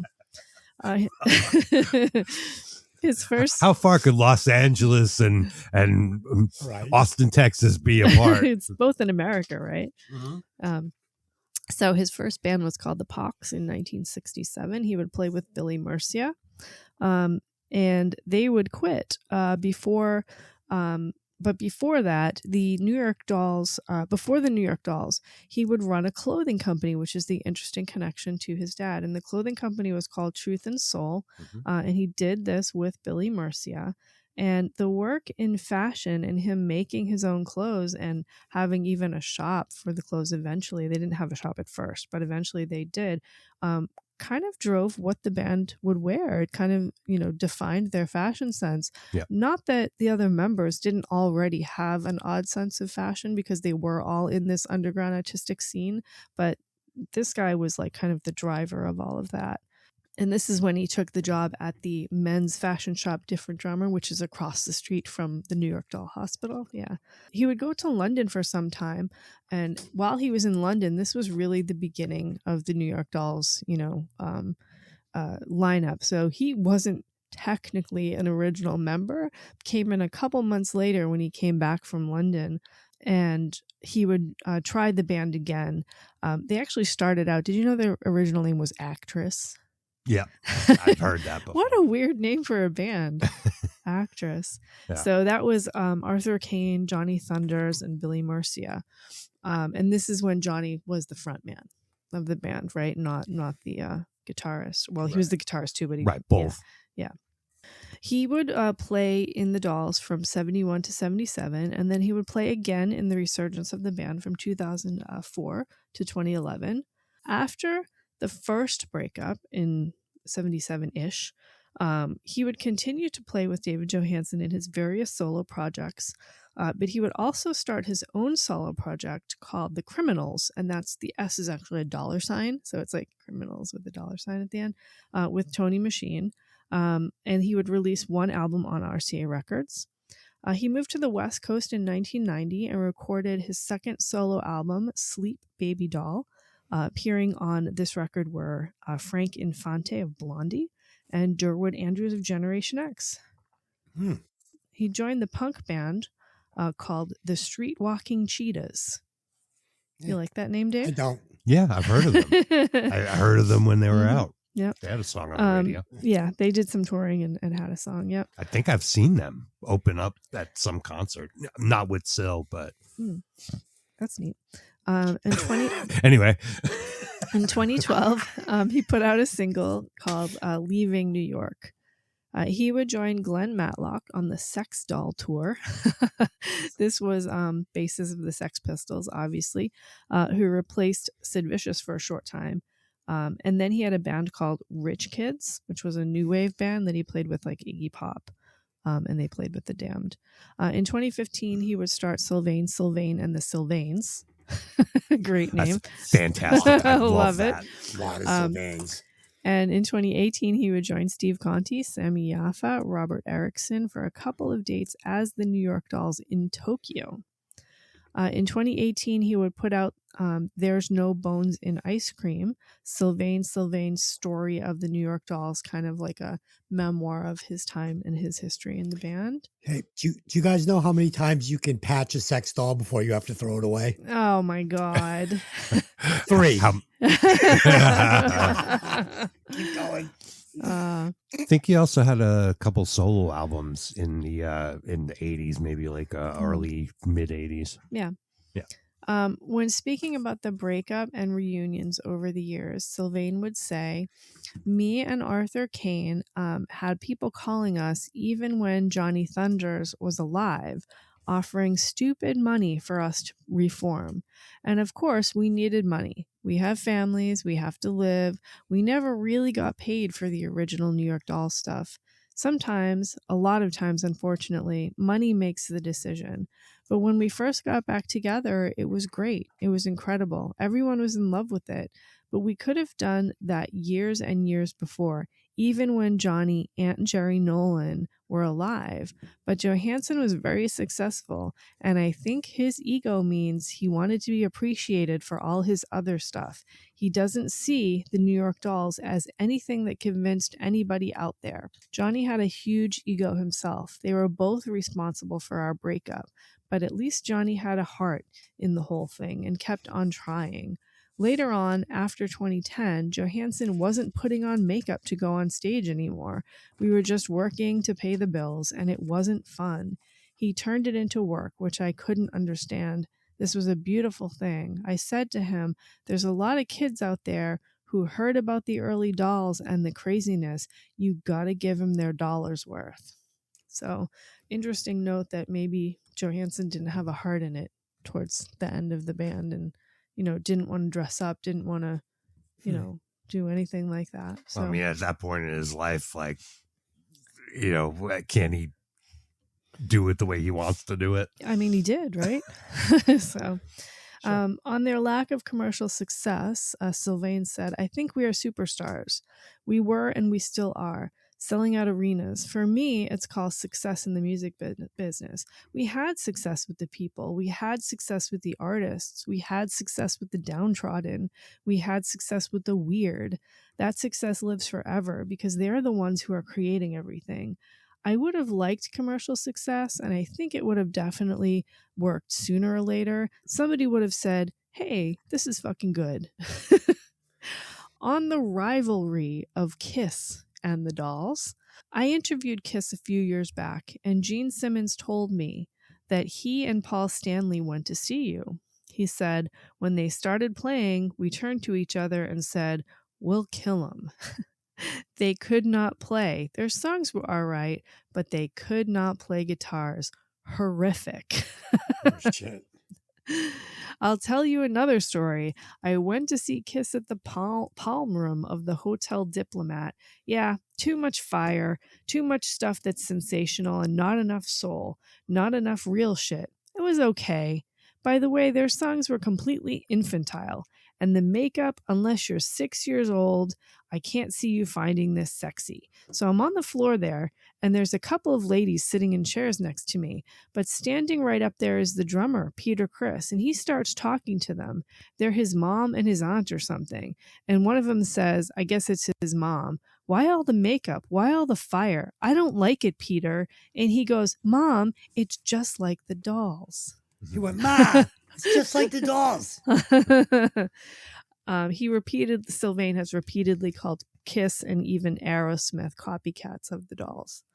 He loved that they were influences to all the acts after them. I haven't made much money in this business. I'm recognized as being an influence in so many great bands. It means a lot. Bono said that when they were forming U2, the Ramones influenced them. Well, shit, there never would have been a Ramones if there wasn't a Dolls. So, Right. Do you have in your notes the other connection between New York Dolls and Kiss? no.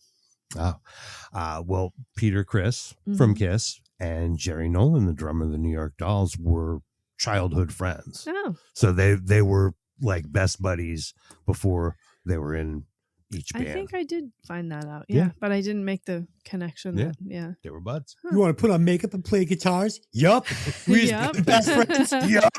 Yep. So in April 27th of 2019, Sylvain announced that he had cancer. He did set up a GoFundMe page to help him pay for his treatment. He died from cancer at his home January 13th of 2021 at the age of 69. Oh, crap. Ugh, That sucks. Yep. Upon his death, Johannsen would post, my best friend for so many years, I can still remember the first time I saw him bop into the rehearsal space, bicycle shop, with his carpet bag and guitar straight from the plane after having been deported from Amsterdam. I instantly loved him. That's awesome. Sammy Yaffa. So we talked pretty deeply about Sammy Yaffa in the Hanoi episode. So I'm actually just going to skip over most of this and just say that, he played with a lot of people. He had a big part in Hanoi Rocks. Like how he was in Jet Boy. Like how many great bands can a guy He's so be in? awesome. Right? He's just one of the best bass players ever. Yeah. Yep. And of course, had some solo work, and even as recently as 2024, his album Satan's Helpers wore laser eyes and the Money Pig Circus, which is like, what an amazing album title. But yeah. So we can't do this without talking at least for a minute about the other classic lineup guys, because we wouldn't be here without Johnny Thunders, Arthur Kane, and Billy Murcia. So obviously Johnny Thunders, I think, I know is an influence of Dave's. I believe is an influence of Dez's. Keep in mind, we are going to do the original New York Dolls album. Of course. Eventually, yeah. Yeah. We'll get to the meat Yes. Yeah. of these guys. But just a couple lines about these guys.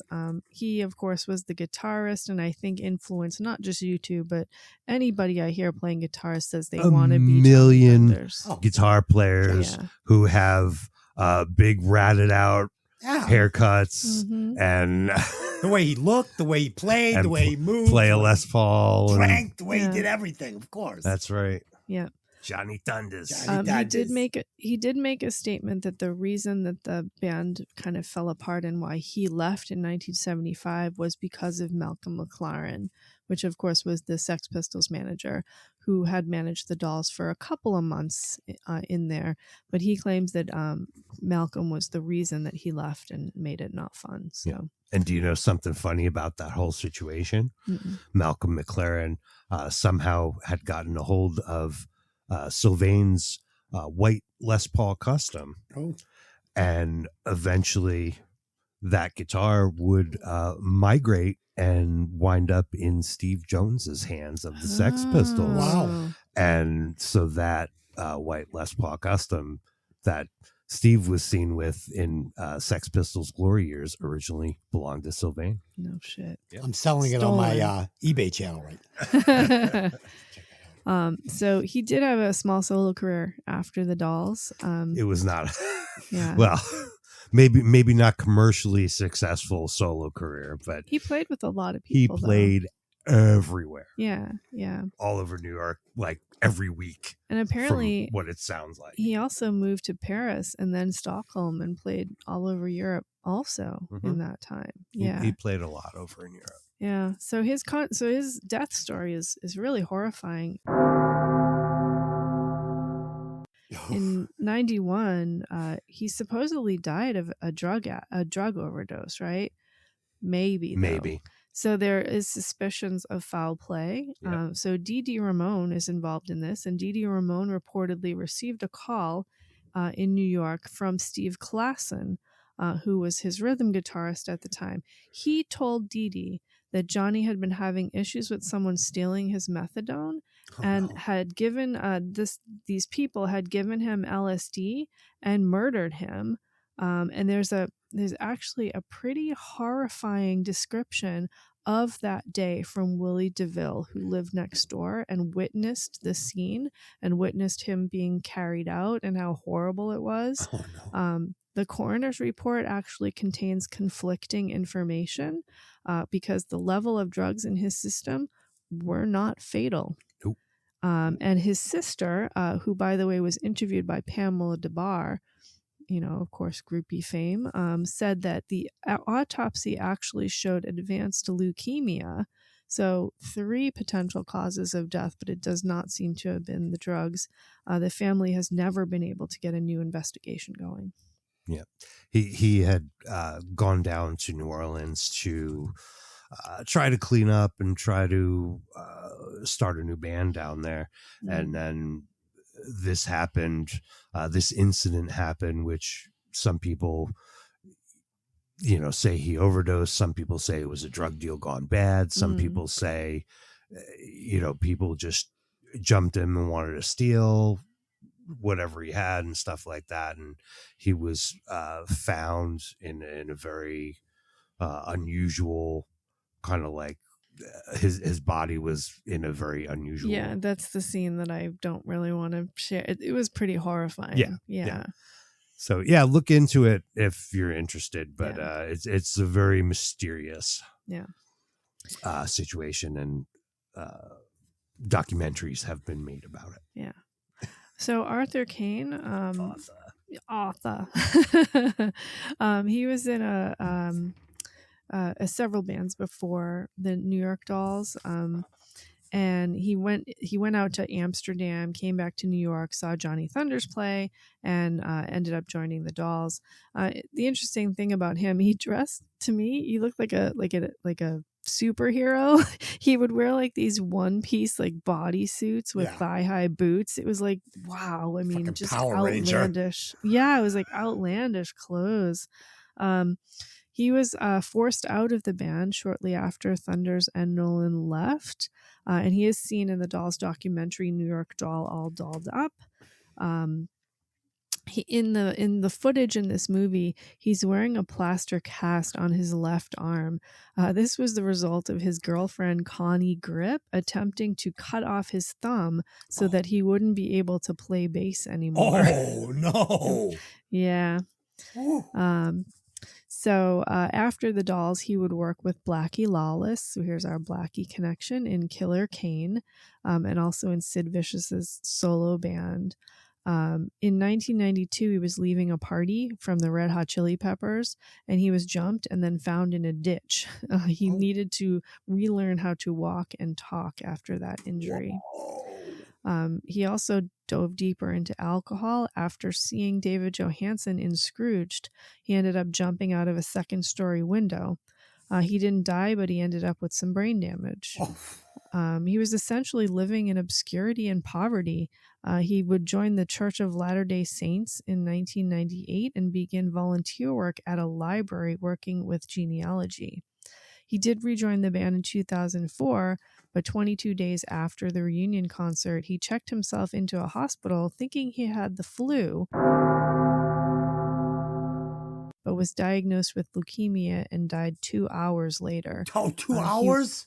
2 hours later. He was only 55. Talk about waiting to the last minute to go to the emergency room, huh? Yeah, yep. Holy shit. So Billy Murcia from Colombia, that's the country, not like Ohio. He met Sylvain in school as well as Johnny Thunders. They were in school together and they played together in the band Pox, and he would manage the clothing business with Sylvain.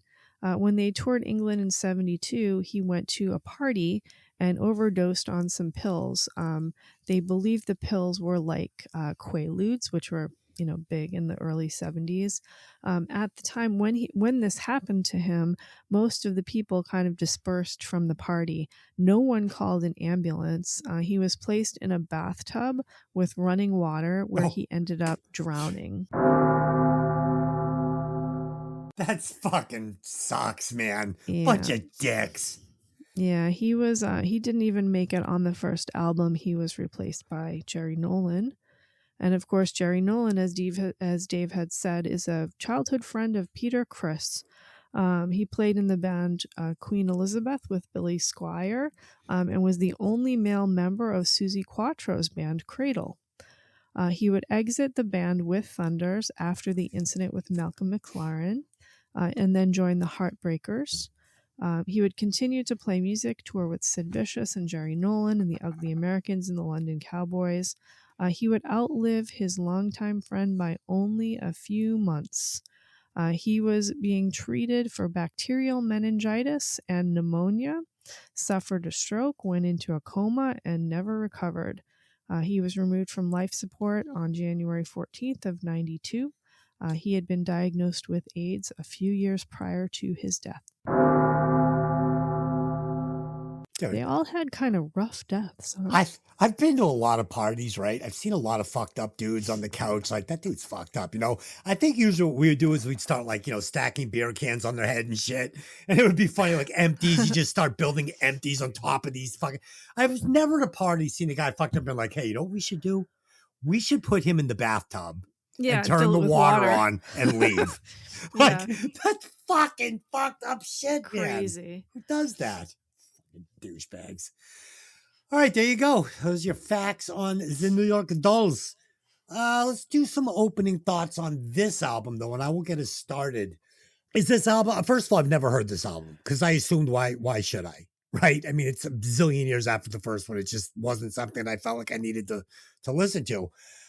Is this 1973 New York Dolls raw, loose, sloppy, gritty, with a personality crisis? No. It's definitely not that album. So the question here is this album any good? We're going to find out. Dave.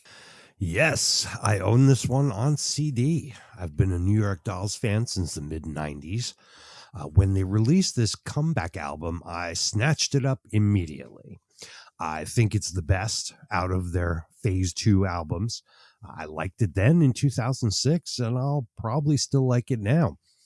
Big regret is that I did not get to see them play live.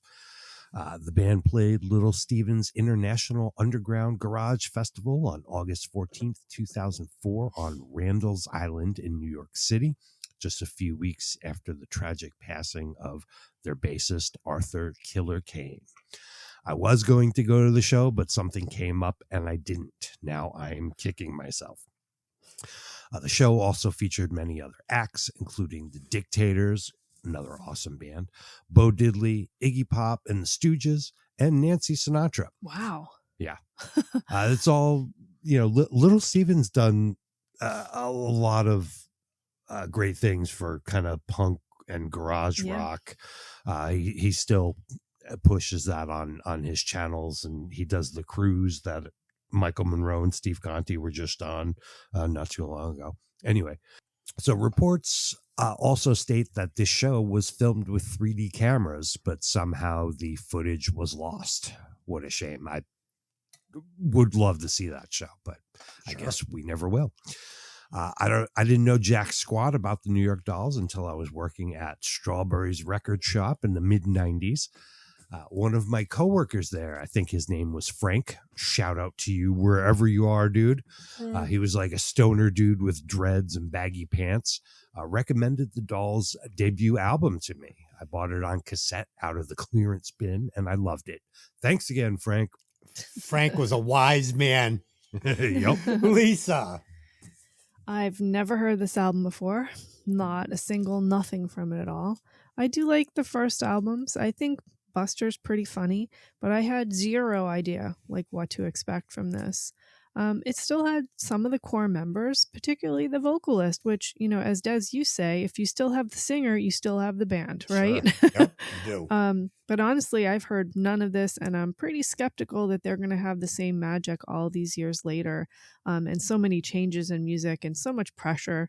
For me, the first albums, even them, they were before my time, but, I had an understanding of the band as an inspiration to the bands that I love. Now, the time period, too, we're talking about, 2006 or so? Yep. I was having issues at that time. My brother had passed the year before. I had been traveling around the country for about 12 years. I was struggling to keep my head above water. And all I was listening to was, cyber goth and industrial and angry music at the time. So this never even crossed my path. Speaking of that crazy music, Static Hate Machine or Static Fear Machine. Static Fear Machine. I threw my hat in the ring with something really weird and really different. I thought it was great. Yeah, it was 2.5 minute little musical fucking thing I did with vocals, and I've never done anything like it. Very interesting. Yep. Stepping into the world of EBM and goth. Very interesting for me. Nothing I've ever written. Go check it out. Okay. Same thing, Lisa, with this album. Didn't listen to huge New York Dolls fan, but I just figured, this far after the fact, it just felt like a David Johannsen money grab that was just going to be something I didn't need to listen to, but we'll get to if that was the case or not. Let's rate the singer as always. It's 1 through 100, 25 on hair, 25 on style and stage presence, and 50% on vocal talent. I guess I'll be tipping my hat a little bit in this section. So I'm going to just do this one a little differently. In 1973, David Johannsen was perfect. He was like a rock and roll Frankenfooter, right? Like from Rocky Horror. Don't get strung out by the way I look. Don't judge a book by its cover. He was like a glam punk rock Mick Jagger, like with killer lyrics and stylistic theatrical vocals. And in 1973, he would have got an 89.9 from me, like just kissing the 90s.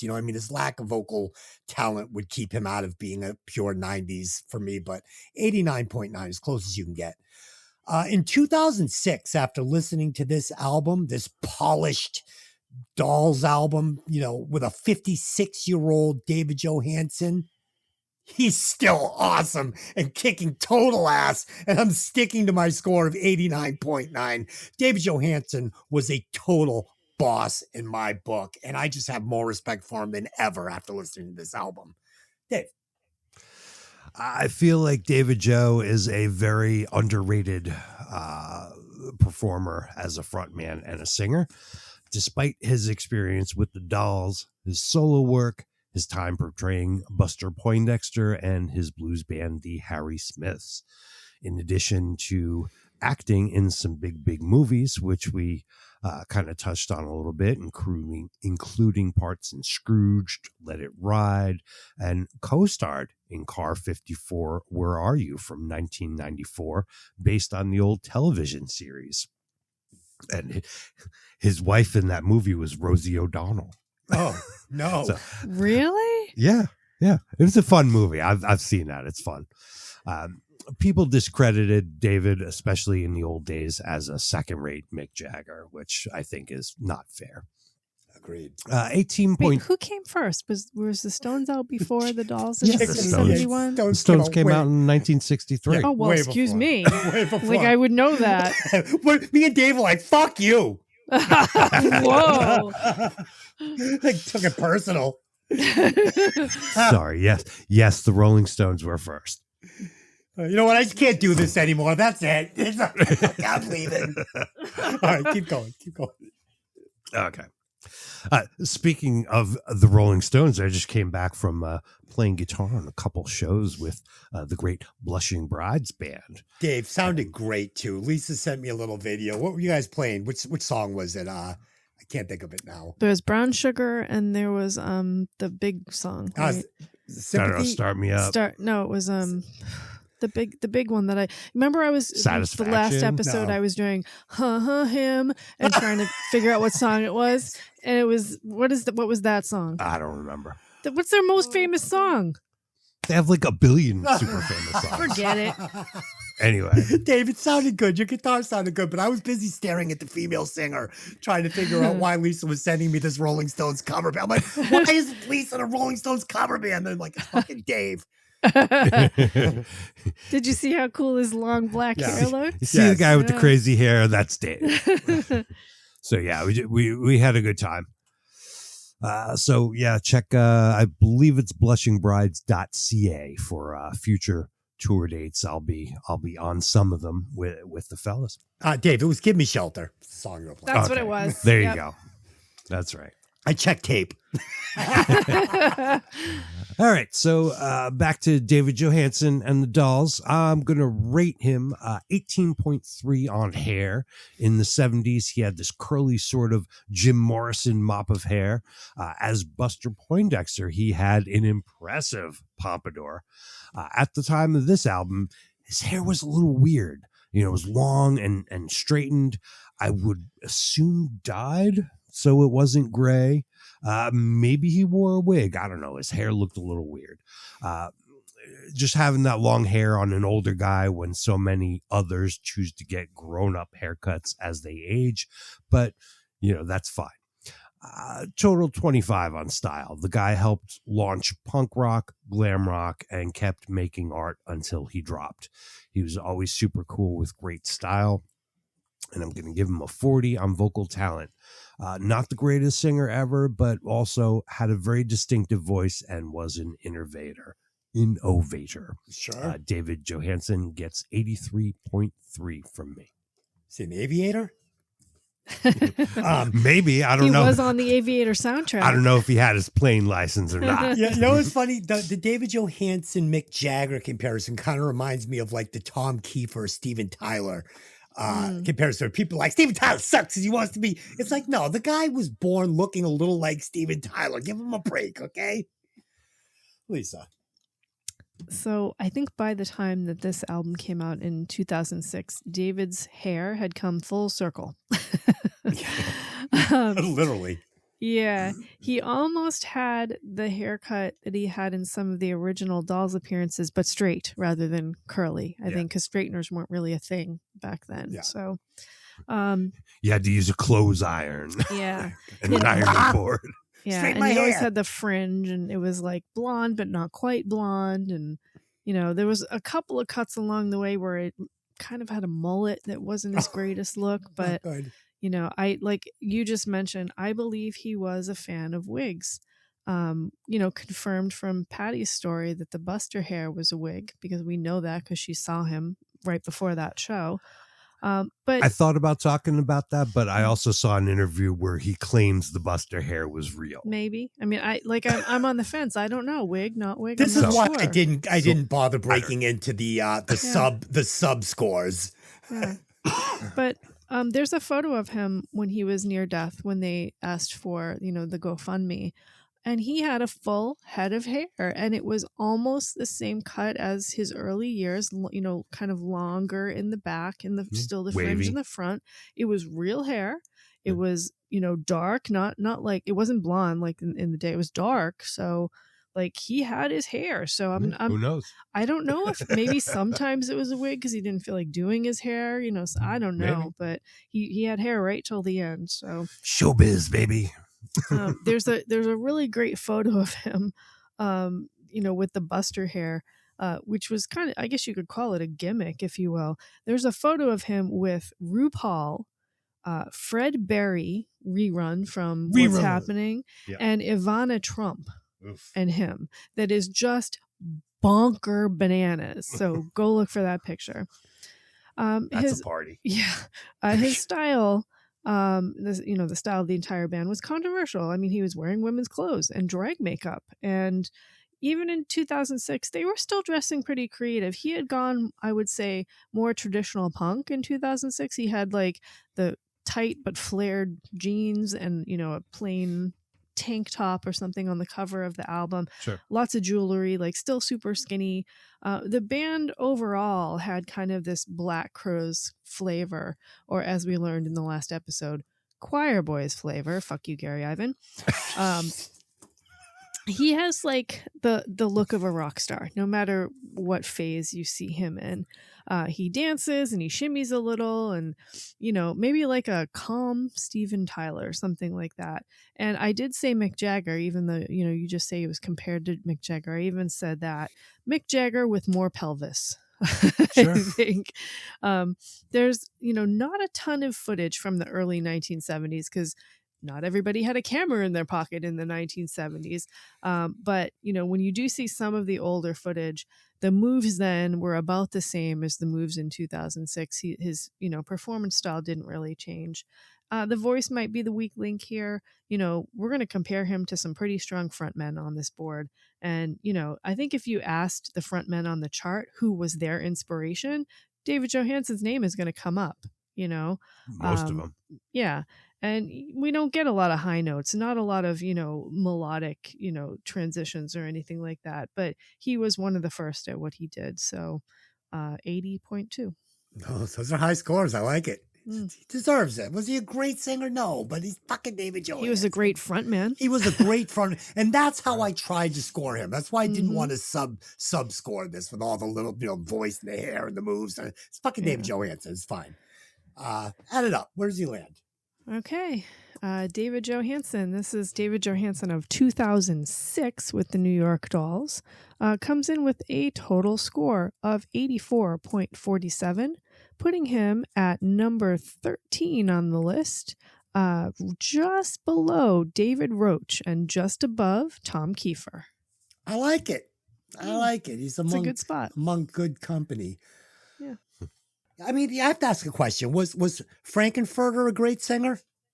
No. Was he a great man? Tim Curry is an incredible singer. I know. I'm saying though, you don't subscore guys like that. I wish he had been in a band like with Frankenfurter, right? Like the Frankenfurter band. That would have been great. Oh, it would have been amazing. Like we'll have to come up with some ideas and put that band together, that fantasy band. Okay, let's take out our scalpels and perform this album autopsy.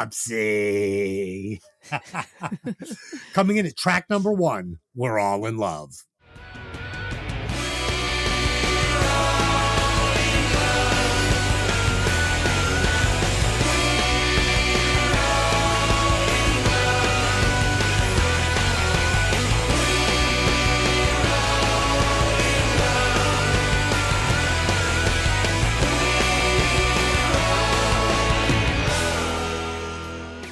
So I have to compare this to Personality Crisis, track number 1 of the 1973 Dolls album, coming into this, because that's basically what I was going to be, comparing this to. That's my, my memory of the Dolls. That's what I listen to the most when I listen to it.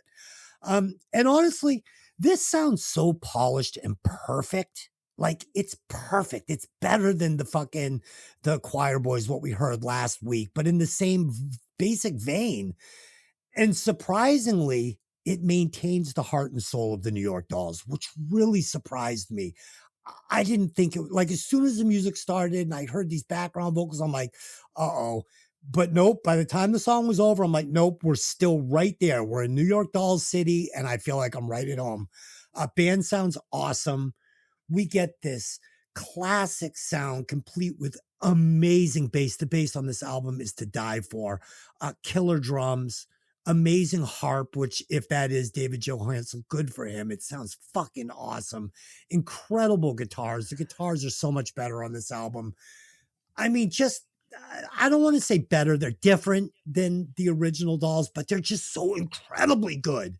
Big backing vocals. And most importantly, David Johannsen still sounds great. He still has the style. He has the swag. He's got the character that made him a rock and roll icon and one of my favorite vocal personalities of all times. I love this track, and I was so fucking optimistic for what was going to come after it. Dave. Yeah, that is him on harp. It's amazing, then. Good for him. So underrated. Yeah. The song starts with rock and bass and the guitars build in. Once the song kicks in, the modern recording techniques let the Dolls sound better than ever. Better than ever. Badass. Yeah. I worry that maybe David tried too hard to make the lyrics clever, but we'll let that pass. Steve Conti's tasty lead guitar does a great job and is consistent and dependable. Sylvain's guitar sounds even better than the 70s. Credits say that Sammy wrote the music on this one and David wrote all the lyrics for the whole album. However, Performing Rights Society information, looking at BMI and ASCAP, credits the songwriting to all members of the band. Same applies for all the songs on the album, and that's where your songwriting money comes from. So I'm not sure what the deal is with that. Does this song need a bridge? Maybe. There's a breakdown or two, but it all kind of sounds the same, even though it's really cool. I'm just glad to be hearing the 2006 version of the Dolls. The song might have worked better for me later on in the album, but it's still good. Dave, that's how you get all these guys together for this project. We're going to split all writing and everything equally. And yeah, it's just that everybody gets a cut. And yeah. No nonsense. We're not going to try and slice this thing up in weird pie shapes. Like, everybody just gets their share. Let's do it. Maybe that's the way, split the money like that, even know that, this guy wrote this and this guy wrote this. Yeah. That's possible. Dave, the bridge thing, what you're talking about, it's the Dolls. So I'm fine with a simple arrangement. Could it have used the bridge? Absolutely. It's basically 2 parts, but it's 2 fucking good parts. Lisa. I was expecting great production on an old sound, and that's kind of exactly what we got. Yep. There's like this build-up where they almost introduce you to each of the instruments one at a time, starting with the bass, and like it builds and it builds. I kind of like that. And when the vocals come in, it's exactly what I expected. New York punk, but over kind of polished music rather than the old style music. We got a catchy hook. It's a little bit sweet for a punk song, I think, but good gang vocals. There's a cadence to all the verses. There's no melody, right? It's a cadence because he's not like spoken melodically, word. Like jumping around the stage like teenage girls, casting our swine before the pearls. Don't fuck with us, what people say. Then they go to work, we go to play, and it's like delivered exactly like that, right? Now, I heard a bridge in this song, but it was musical, not vocal. Maybe it was just an interlude, and I'm being crazy calling it a bridge. I'm not entirely sure. It needed a vocal bridge was my note. In the playout, we get these kind of spooky vocal down harmonies that feel a little bit misplaced, but I do love the harmonica. I'm not sure what I was expecting here exactly. I was expecting maybe something a little more showy, like Stranded in the Jungle or Babylon from the second album. Maybe I expected a little more New York grit and a little less studio razzle dazzle. I'm not sure. This might also be a little too sweet for me for a punk song. So, Lisa, this album, like, I'm going to keep going back to this. This reminded me of Rocky Horror. It reminded Yeah. me of Tim Curry, like that spoken word, but in that Showtime delivery. Like, you could have, Tim Curry could have sang this album, and it probably Yeah. would have been almost the same album. very musical theater. Yeah. Yep. Yeah. And what I was expecting was nothing like this. I didn't think this was going to sound anything like the Dolls. I thought this was going to be some like studio assembled band that was going to give us some like ultra slick writing, and then David Johannsen trying his hardest to be the singer he never was and losing all flavor. And no, this is the New York Dolls. It just sounds like the New York Dolls to me, just way better. Like they all took music lessons for fucking 2 decades and came back into a great studio and fucking ran this thing out. It was fucking great. Coming in at track number 2, Running Around.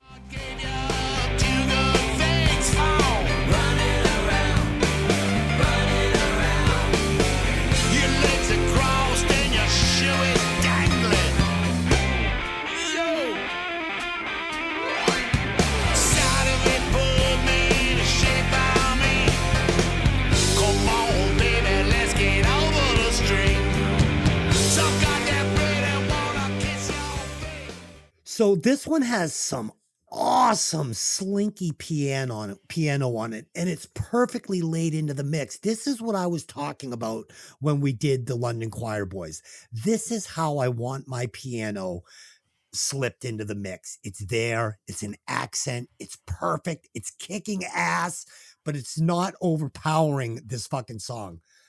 Song has everything I am looking for in a New York Dolls song. Great lyrics, stylistic vocals, killer lead guitar, tons of energy, catchy chorus.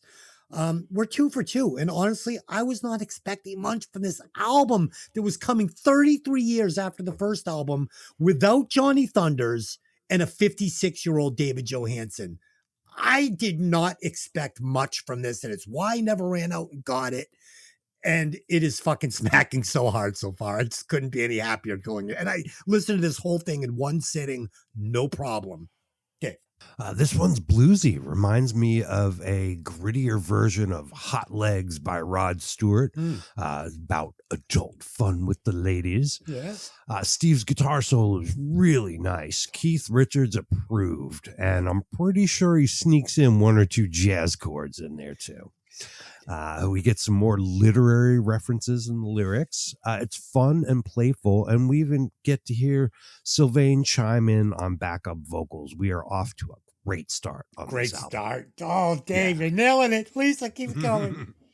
I'm having some flashbacks from last week. This is maybe the style I expected from the band, but it's not dirty enough. It's not gritty enough. The piano is buried so far in the mix.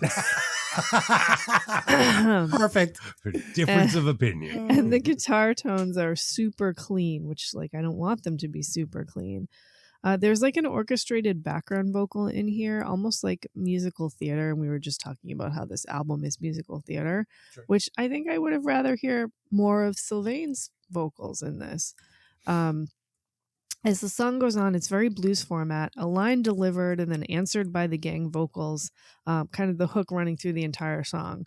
There's technically no chorus, but the song is still pretty structured.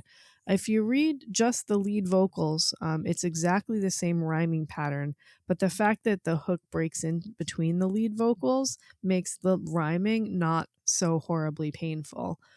So like there's Since I Was a Boy, Love Them High-Heeled Shoes, and then you get running around in between. Just looking at you in them takes away my blues. Now that the shoes and blues rhyme should be like painful, but because you have the break in the middle, it's not so bad. Totally works. And there's some clever moments in there too. So we have sexless Italian actress at the Vatican confessing to a demented clergyman. Like I love it. that is just so cool. Yeah. Yeah, it's It said sexless in the online lyrics, but I heard 60s Italian actress. Oh, maybe. But Yeah. that's what it sounded like to me. Mm-hmm. So we finally get a nice kind of gritty guitar solo and some licks throughout the song. I wanted like more of that. And the piano solo was particularly good. So I started listening a little more closely to the guitars that were playing under the verses, and it's there.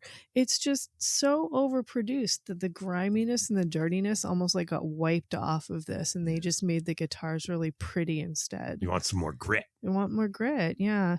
The nice sustained ending as the instruments start to kind of fall away is really good.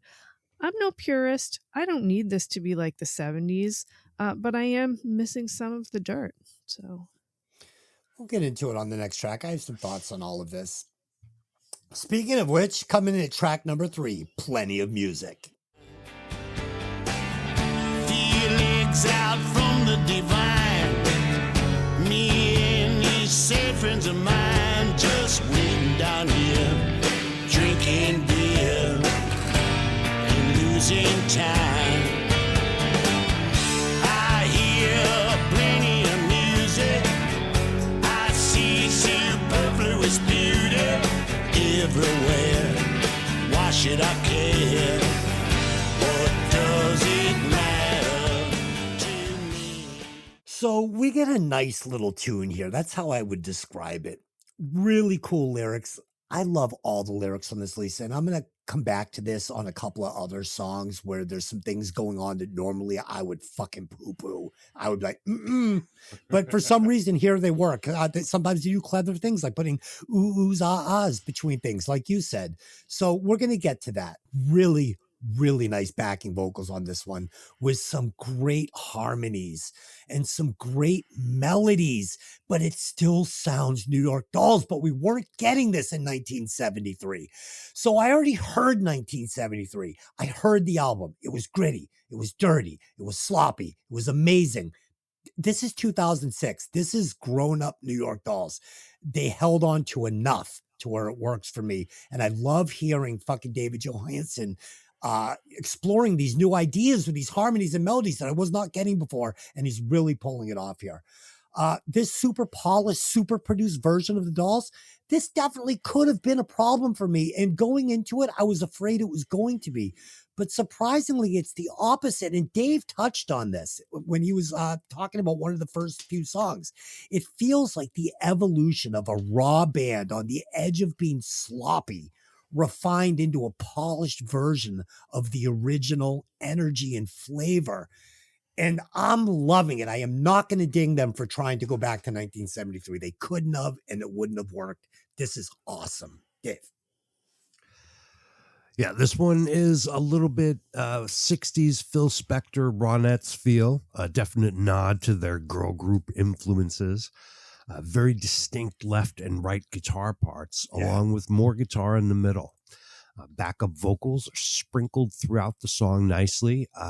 For me, the lyrics are kind of a downer on this one. lyrics are a downer, huh? That's the way I'm taking it. Okay. 60s, the 60s are back. I immediately noticed we got a lot more melody from the vocals here. He's actually singing in maybe like a punk style. I know I've heard this melody before because it's so classically 60s.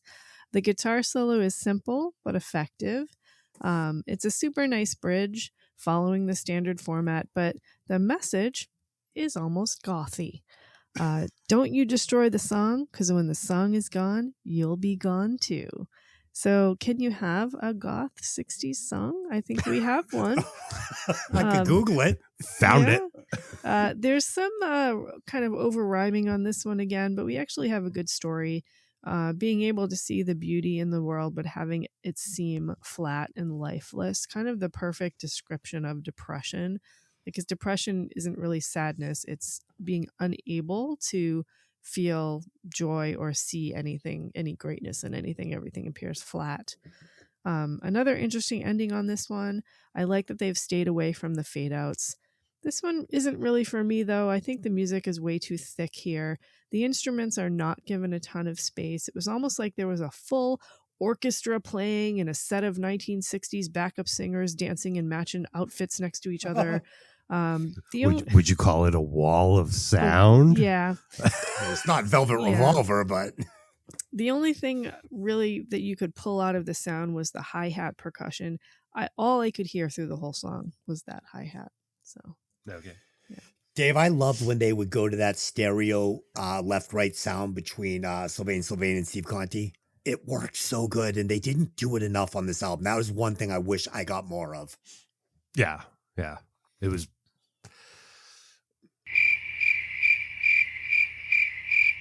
really cool. I don't know where I was going. Coming in at track number 4, Dance Like a Monkey. Revolution is obsolete. You gotta dance like a monkey, dance like a monkey child. Stomp your hands and clap your feet. You gotta dance like a monkey, dance like a monkey child. One more time, yo. It's monkey time.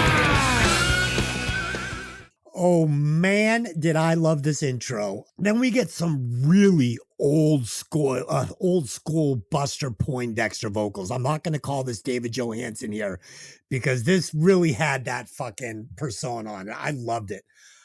Wrapped in these killer backing vocals.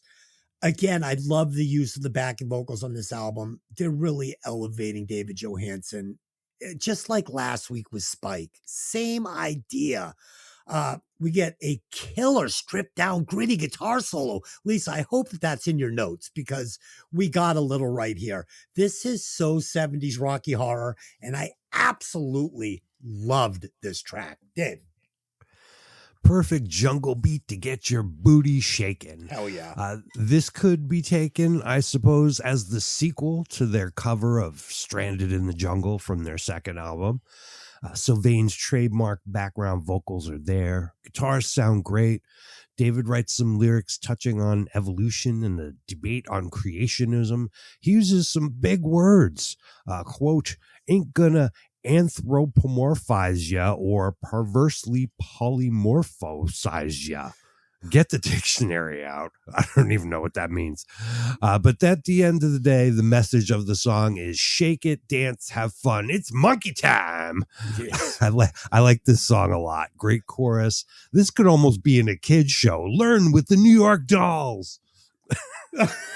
Learn with the New York Dolls. Oh, yeah. Oh, fraction. All right, Lisa. So wasn't I just a couple songs ago asking for a jungle opening like Stranded in the Jungle? Well, here we are. You got it. Yeah. I love the change in the first verse. The song almost gets angry after being so poppy.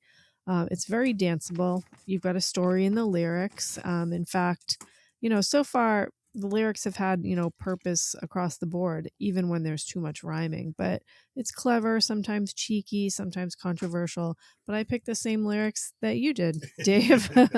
I could do without the "it's monkey time." No, that's the best part. That's my favorite part of the whole goddamn song. Yes. We do get a fabulous guitar break here.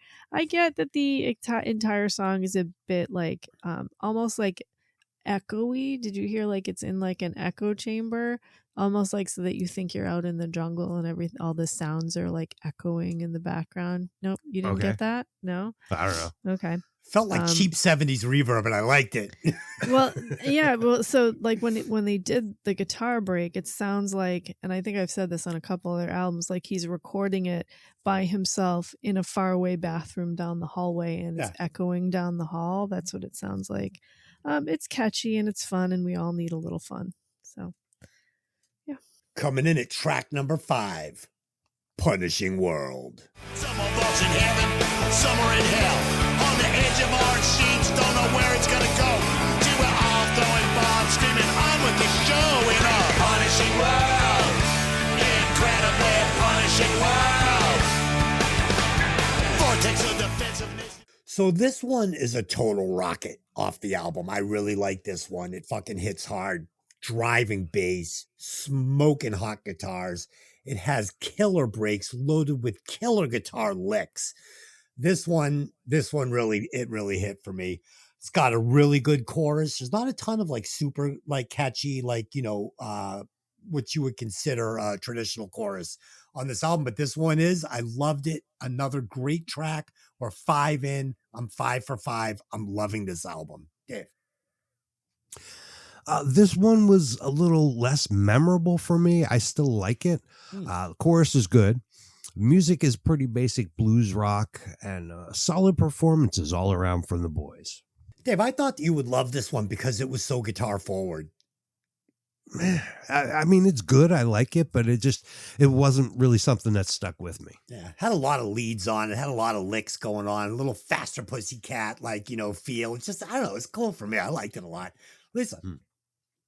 I love that we're staying with kind of little punk angry songs here. We have that same cadence again on the verse delivery, like he's just speaking it, but we get a super catchy sticky hook with the gang vocals, and I think this song might have the best lyrics on the entire album. Try to find some comfort. What I find instead, like changing my position on a cement bed, subterfuge Orwellian doublespeak, a consciously aware little ego freak. Like, who wrote that? It's so good. I love it. I love all these fucking lyrics were great. Yeah. Everything about this song is dirty and angry and punk. The guitars are grimier, and we get this great solo that I've been waiting for. So the piano, in this case, is perfectly mixed really low, but you can hear the piano around the edges of the hook. I like that there's little breaks in the music before the chorus. It's not quite a dead air stop, but it's like a nice effect. And then it's over with another cool ending. And why is this song so short? Hello to the punk songs of the late 70s, perhaps, but I wanted more of this one. That's good though, because you just, I said the same thing on a couple of tracks, and I'll say it on a couple more. They're so short and sweet, and it really comes back to that original writing style that leaves you wanting a little bit more. We heard a lot of that on that Ramones album as well. Remember these really short run times on the songs that kind of was like, I could have listened to another verse and that, or another couple of choruses. Coming in at track number 6, Maimed Happiness. For this world, or the time that we spend, I doubt that I'd want to live this wasted life over again. So I honestly could not have loved David Johannsen's voice any more than I do on this track. He's going to do this twice on the album, and each time it really stood out to me. I mean, it's like Johnny Cash. It's like, it's just so fucking good. I honestly didn't know David Johannsen could do this, and it's brilliant. It's so full. It's so deep. It's so emotional. It has brilliant lyrics. It has the perfect mix of piano and keyboards. We're going to get some actual electric keyboards on this one. And bonus, we get some sexy saxophone. I only wish it was longer. That's it. Give me another minute and a half, 2 minutes of this song, and I'm fucking good to go. Dave. This has a lot of 50s rock in it. Sounds to me like Sylvain did the major music writing on this one.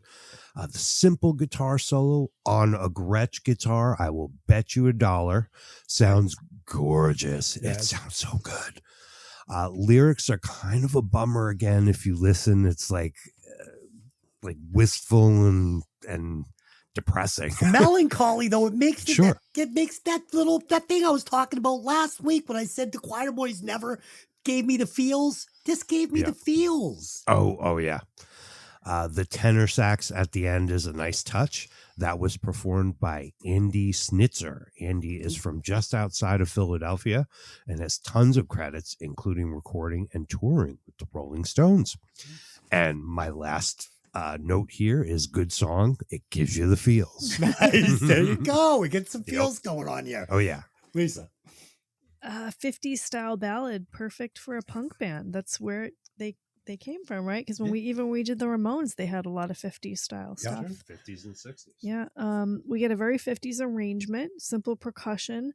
I imagine this could be played on a teeny tiny drum set with no like bells and whistles, just like a one or two pieces. Guitar tone is right out of an Elvis song.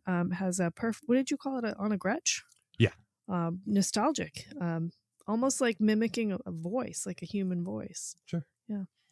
You don't like Gretsch guitars, though, if I remember correctly. I like them just fine. It's just they're good for that style of music, And that's it. and country and 50s rock and maybe some blues. If you're playing the Stray Cats, rockabilly, retro, Yeah. You can't play a Gretsch in a heavy metal band. Yeah. Dave's an anti-Gretschite. Yeah, and you're an anti-dentite. I am not an anti-dentite. You're a rabid anti-dentite. No, I wouldn't say that. If I was playing blues or rockabilly or something like that, I would absolutely. They're very pretty guitars. Oh yeah, gorgeous. Yeah. Guitar tone, like I said, is right out of an Elvis song, but the lyrics are definitely not from the 50s. They are dark and gothy. So here's a couple of verses. Don't know if there's that much to be said for this world or for time that we spend. I doubt that I'd want to live this wasted life over again. Tell me that's not a goth song. Yeah, I've been to the doctor. He said there ain't much he could do. You got the human condition, boy. I feel sorry for you. Goth. It's all goth. I'm telling you, this is a goth album. If you aren't paying attention, you won't get how sad this song is because of how syrupy and sweet the music is. And a mini saxophone solo. But yeah, I like how completely twisted this is, where they're giving you this like happy poppy music and these really dark and goth vocals. Not my style at all, but putting the pieces together makes it pretty good. For me, the feels came directly from David Johannsen's delivery of the lyrics. I just said, the second I heard the tone of his voice, I was like, okay, I love it. Coming in at track number 7, Fishnets and Cigarettes. Getting a little impatient, smoking like a mental patient. Happiness, fishnets and cigarettes. A pagan monkey in a dress. Tell me who can arrest? I'm not ensnared by love. All right, so this one has some of my favorite lyrics on the entire album. Like, you're getting a little impatient, smoking like a mental patient. Now, usually rhyming patient with patient is a no-no. I would not go for this. But this is brilliant. I heard it and I went, what did he just say? Did he just say impatient, mental patient? I fucking loved it.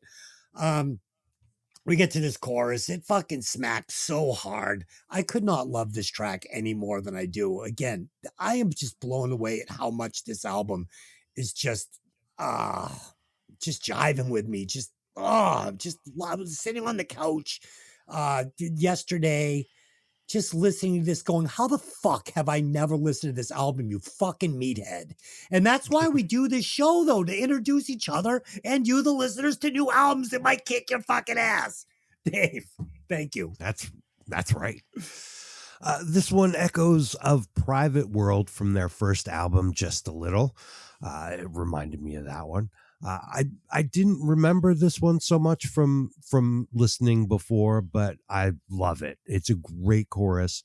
The filtered lo-fi vocal sections give you that old blues song that David keeps mentioning in the lyrics. Yeah, totally. I already love the song just from the name. Yeah, it's great. The intro is immediately New York punk to me. And the song comes in and I'm not disappointed. They're doing that thing in the background again with the woo-woos that I don't really like very much. I don't think that's needed. You didn't like it on the Choir's album either. I don't like it. There's very rarely that I like the woo-woos. So, but wow, again. That's my new band name, the Woo-woos. The woo-woos. Do you like it in Give Me Shelter?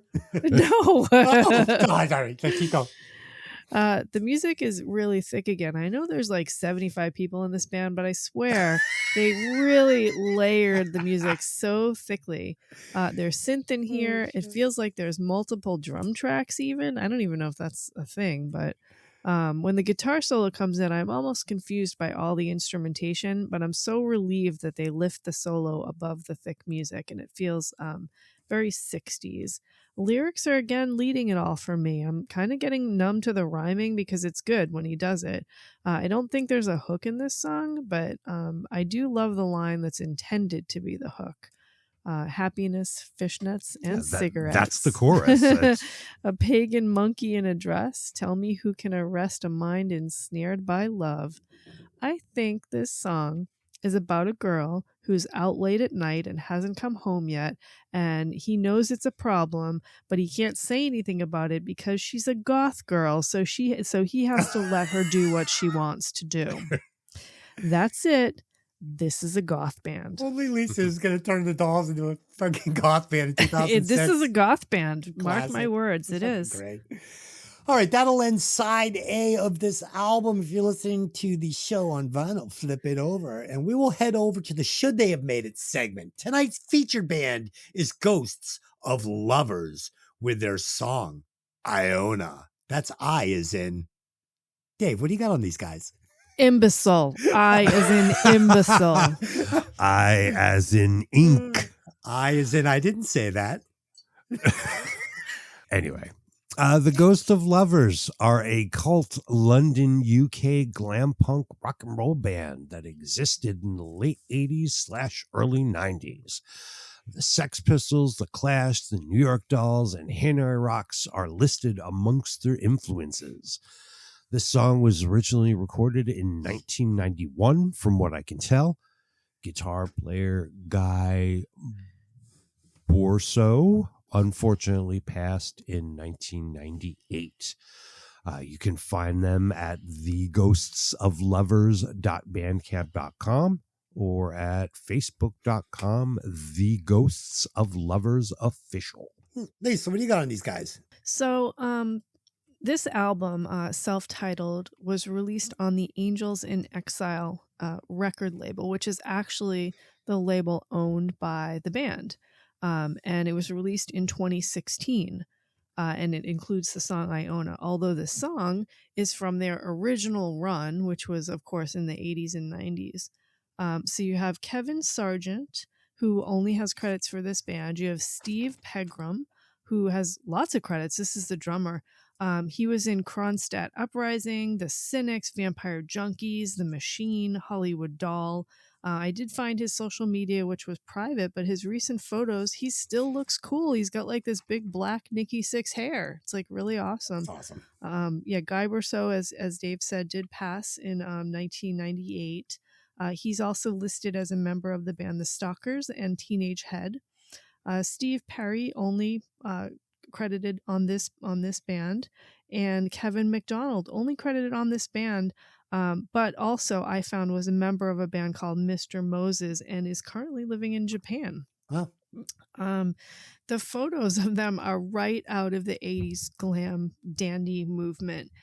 They do favor, I would say, choir boys, fuck you, Gary Ivan, Definitely. with the dandy clothing, and New York Dolls, and maybe Hanoi, which is, obviously their influences. We've got like skinny jeans and fancy jackets and black hair, like vampire or Renaissance goth almost. Yep. They describe themselves as a Rolling Stones type band, which I thought was strange because I didn't hear too much of that in there. But the quote about them is, "The Rolling Stones viewed through the prism of crushed velvet goth and sneery punk attitude and Hanoi Rock's cool and Johnny Thunder's wastedness and a touch of rockabilly spice." That's awesome. Sure. Oh, I heard it. Yeah. They chose their name, but briefly considered the name Diamond Dogs before this name because they were such big like Bowie fans. Yeah. And as you remember, friend to the show, the Unsatisfied band frontman Eric Skelf has a band called Diamond Dogs. So nice that they didn't take that one from him. They are a Bowie tribute band in the Chattanooga, Tennessee area. Yeah. Okay. So just a disclaimer. If your friend ever comes to you, he's like, I'm thinking about naming my original band Diamond Dogs, tell him not to do that. No, this is a Bowie tribute band. So yeah, no, that's fine. Diamond Dogs. Bowie tribute band's fine. But if you're trying to be an original band, don't do Diamond Dogs. Yeah, and Ghosts of Lovers, the name of the band, was actually intended to be the name of a song and became the name of the band. They shared stages in London with some of their own favorites, including Lord's the New Church, Dogs D'Amour, Marionette, The Babysitters. And they said that when Hannah-Wee hit the scene in 1983, that's when everything like completely blew up. Their second win came during the Guns N' Roses and Faster Pussycat era when the scene was hot again. They did put together another project called Gossip, which was glam goth, and they headlined all the goth clubs to pretty much packed dance floors. He claimed they didn't get a record deal because they spent too much time writing and recording and not enough time out playing in the clubs. And it wasn't really until the end that they got very many club appearances. There's been some, even comments from their fans saying, I thought they only had one live show. Like this band did not play out very often. He shared a really interesting memory that shocked me a little bit. I don't know if you remember last week, we mentioned Guy Griffin's previous bands as Cradle Snatchers and Yes. Feline Groove, and Cradle Snatchers being like, ugh, why name a band like Never that? forget that name. Yeah, but I remember I said I couldn't find a single thing on Feline Groove. Well, Steve from this band says that one of the underappreciated bands of the era was Feline Groove, who he saw at the Marquee. So they did actually exist. Yeah. Steve would go on to play in other bands like Hearts of Darkness. There is a live show available of them on YouTube for the song from the Let It Be Rock Festival, where they play the song That Girl. The band wouldn't survive long after this show, dissolving just a few months later at the end of the summer. So in a 2016 interview, Steve says that the studio recordings were essentially demos that they were shopping to a major label.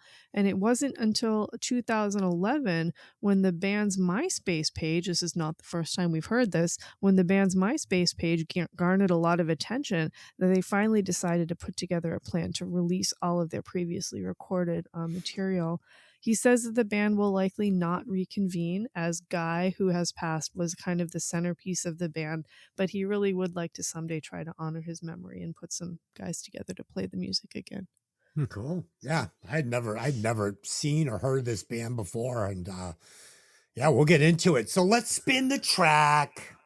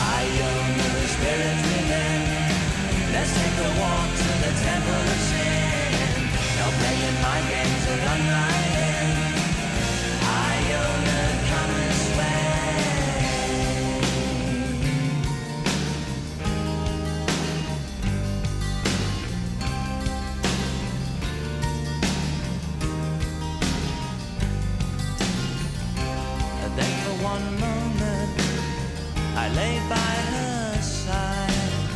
The words can betray me. She blew my mind.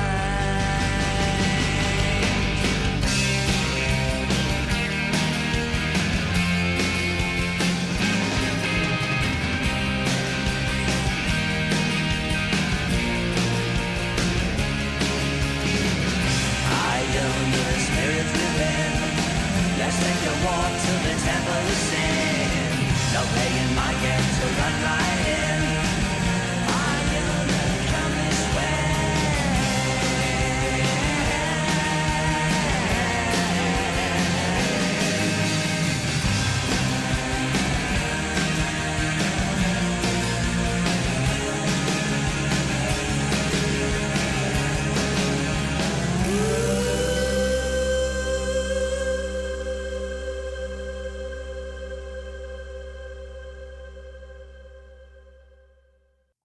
All right. So, like I said, I had never heard of this band or seen this band before.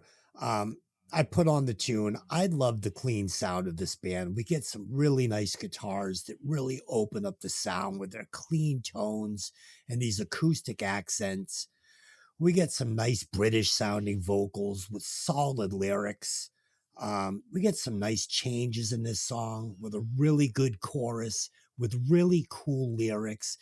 Kind of what Gene Loves Jezebel, maybe a little Sisters of Mercy. I mean, I'm reaching, but this is just the way it made me feel anyway. The bonus is the band looks great. I'm giving this a 90.1. I thought it was fucking awesome. They definitely had a spot in the big leagues. Dave. Well, it's gothy and spooky. It is recorded very well. I mean, better than you'd expect for a demo. Nice sounding acoustic guitar gets brought out front for the quiet bridge part. I like it. It's great vibe, good song. I think you're kind of right on with your Gene Loves Jezebel and Sisters of Mercy comparisons. Yeah, I like these guys a lot. I would definitely listen to more from them. I'd definitely go see them. 82.2 is my score. Yes, they should have made it. Nice. Yeah, that chorus had that Sisters of Mercy like lyrically type thing. You know, I thought it was kind of neat. Lisa, what'd you think? I immediately got so happy when this started. This is pure goth music, like the original old style with a tiny edge of Bowie glam just around the sides. There's a nice contrast of the noticeable bass line, like in any goth anthem, against the guitars. The tone is sometimes like Sisters of Mercy and sometimes like Bauhaus. We got gothy guitar solo. It's a little bit buried in the mix. I would have liked to have heard the solo brought forward a little bit, but you know, like the guys said, these were intended to be demos, and they thought that at some point they were going to be re-recording these as major label offerings, and for real, and never really went back to do exactly what they wanted with it. So I bet that's one of the things that they would have done. There's a nice bridge when the music comes down. We get almost acoustic guitars in there just for a couple of lines before it goes into a second solo.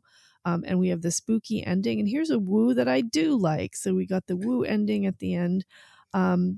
This episode, you know, and this song is really showing me how closely entwined the old glam music is with goth music, both coming from punk. But, you know, I always separate these worlds in my head, glam from goth. You know, because the fans and of course my friend groups are completely separate, but you know, it's all music and it's all related. This might be one of the favorite songs I've ever heard on this segment. It sounds like, you know, Bauhaus or Clan of Zymox or Echo and the Bunnymen or, you know, any of those bands definitely should have made it. 97.9. Yeah, I heard it the same way. So fucking good. It's funny. As a songwriter, though, there's so many times I'll write a song and be like, I think it sounds like this. And then someone will be like, oh, yeah, your new song sounds like that. And I'm like, what? Really? Like, these guys thought that they were like the Choir Boys or the Stones or, you know, and we're sitting here saying fucking Sisters of Mercy, Bauhaus, fucking Gene Loves Jezebel. They would have been like, are you fucking out of your minds? We are nothing like that. But you know what? It takes more than a fucking velvet jacket to be fucking Mick Jagger.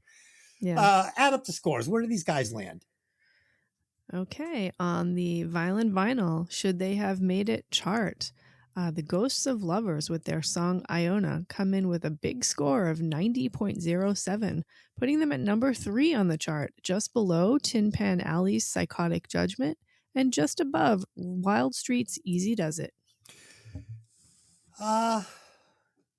This is Easy Does It is better than this for sure, in Not my to me. opinion. In my opinion, Nope. but I they're both love very this good. song. They're both very Love good. Yeah, there you go. And then Hometown Heroes, they're right where they need to be. All right, that's it. Let's head over to side B of this album, which I will not try to say the name of again because there's no chance I could do that. Coming in at track number 8, Gotta Get Away from Tommy. Their father's a professional fighter, and I think so is their mom. Gotta get away from Tommy. But Tommy won't get away, won't stay away from me. Get away from me, Tommy. Another song built on a cool story with really good lyrics and another awesome chorus. I really like this one. We get some really, really nice drum fills on this one that stood out to me, like some interesting different stuff, not the standard rolls and fills you're going to get.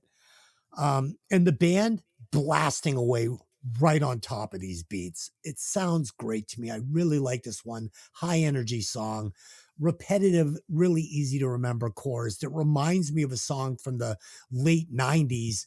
Like I said, Scotty's Gotta Go, that I really fucking loved. So made me nostalgic for that song as well. And with a playtime of 2 minutes and 37 seconds, it's that perfect 1970s New York City rock feel. I really like this one. Again, it left me wanting to hear more. Dave. I got the musical theater on this one. The piano intro makes me feel like this is a Meatloaf song. For me, that's a good thing. I mean, they kind of came out of the same scene. Meatloaf wound up putting his band together in New York when he made his album around 1975. So it's not too far removed. There are some funny lyrics if you listen. It says, Tommy's got a brother named Thomas and another brother named Tom. His father is a professional fighter, and I think so is their mom. So good. That's exactly what I picked out. Oh, I'm sorry. I stole it from you. It's cute, and it's kind of funny. The rest of the lyrics don't really fill out who Tommy is or why we need to stay away from him, but you can fill in the blanks and create a story of your own based on the information provided. Great solo on guitar from Steve. The drums are absolutely smashing behind that solo too. Yeah. The chorus is great. It will stick in your brain. I love this song. For the 2.5 minute runtime, you're going to have to write your own story because it's not there. Lisa. Immediately a classic style punk song. I knew this one was going to be short. Picked out the same lyrics that Dave did. They're funny and silly. Interesting how seamlessly piano is fitting into this old punk style. Very subtle, but really good. And then percussion is the highlight of this song. They seriously only have one drummer, right? How come every single song sounds like there's 60 people on the stage? Yeah. Nice guitar solo. This one is really short. Not just the song, but the guitar solo is really short. I would have liked to hear more. Vocals on this one seem a bit different to me. A little more raw and a little less produced. In fact, the entire song feels more raw and almost nearly like a live song. But we still have that thickness where it wouldn't surprise me if there were like 700 guys on stage playing together. Another fun one and short, and it leaves me wondering who Tommy is. Who is Tommy? I love it. Coming in at track number 9, Dancing on the Lip of a Volcano.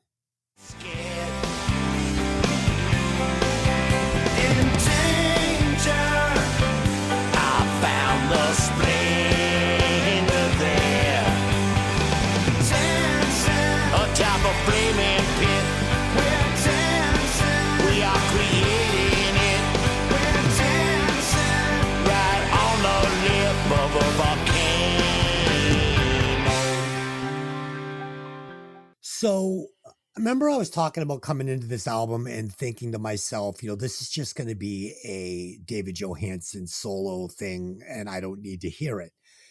Well, there's 2 songs on this that feel like a David Johannsen solo album.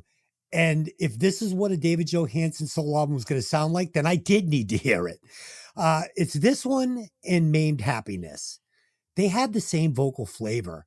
These really, really deep, dark, melancholy, like I said, almost Johnny Cash vocals that just moved me. Really great melodies in the chorus that left me wanting more. I absolutely love this song. And like I said, track 6 and this one, they feel like these 2 belong on this like almost acoustic, like dark, melancholy David Johannsen solo album. I would have eaten this up with a spoon. I'm glad they only did it twice on the album. I'm just upset that he never did another album full of this flavor and this vocal tone because it moved me. I did not know David Johannsen could sing like this.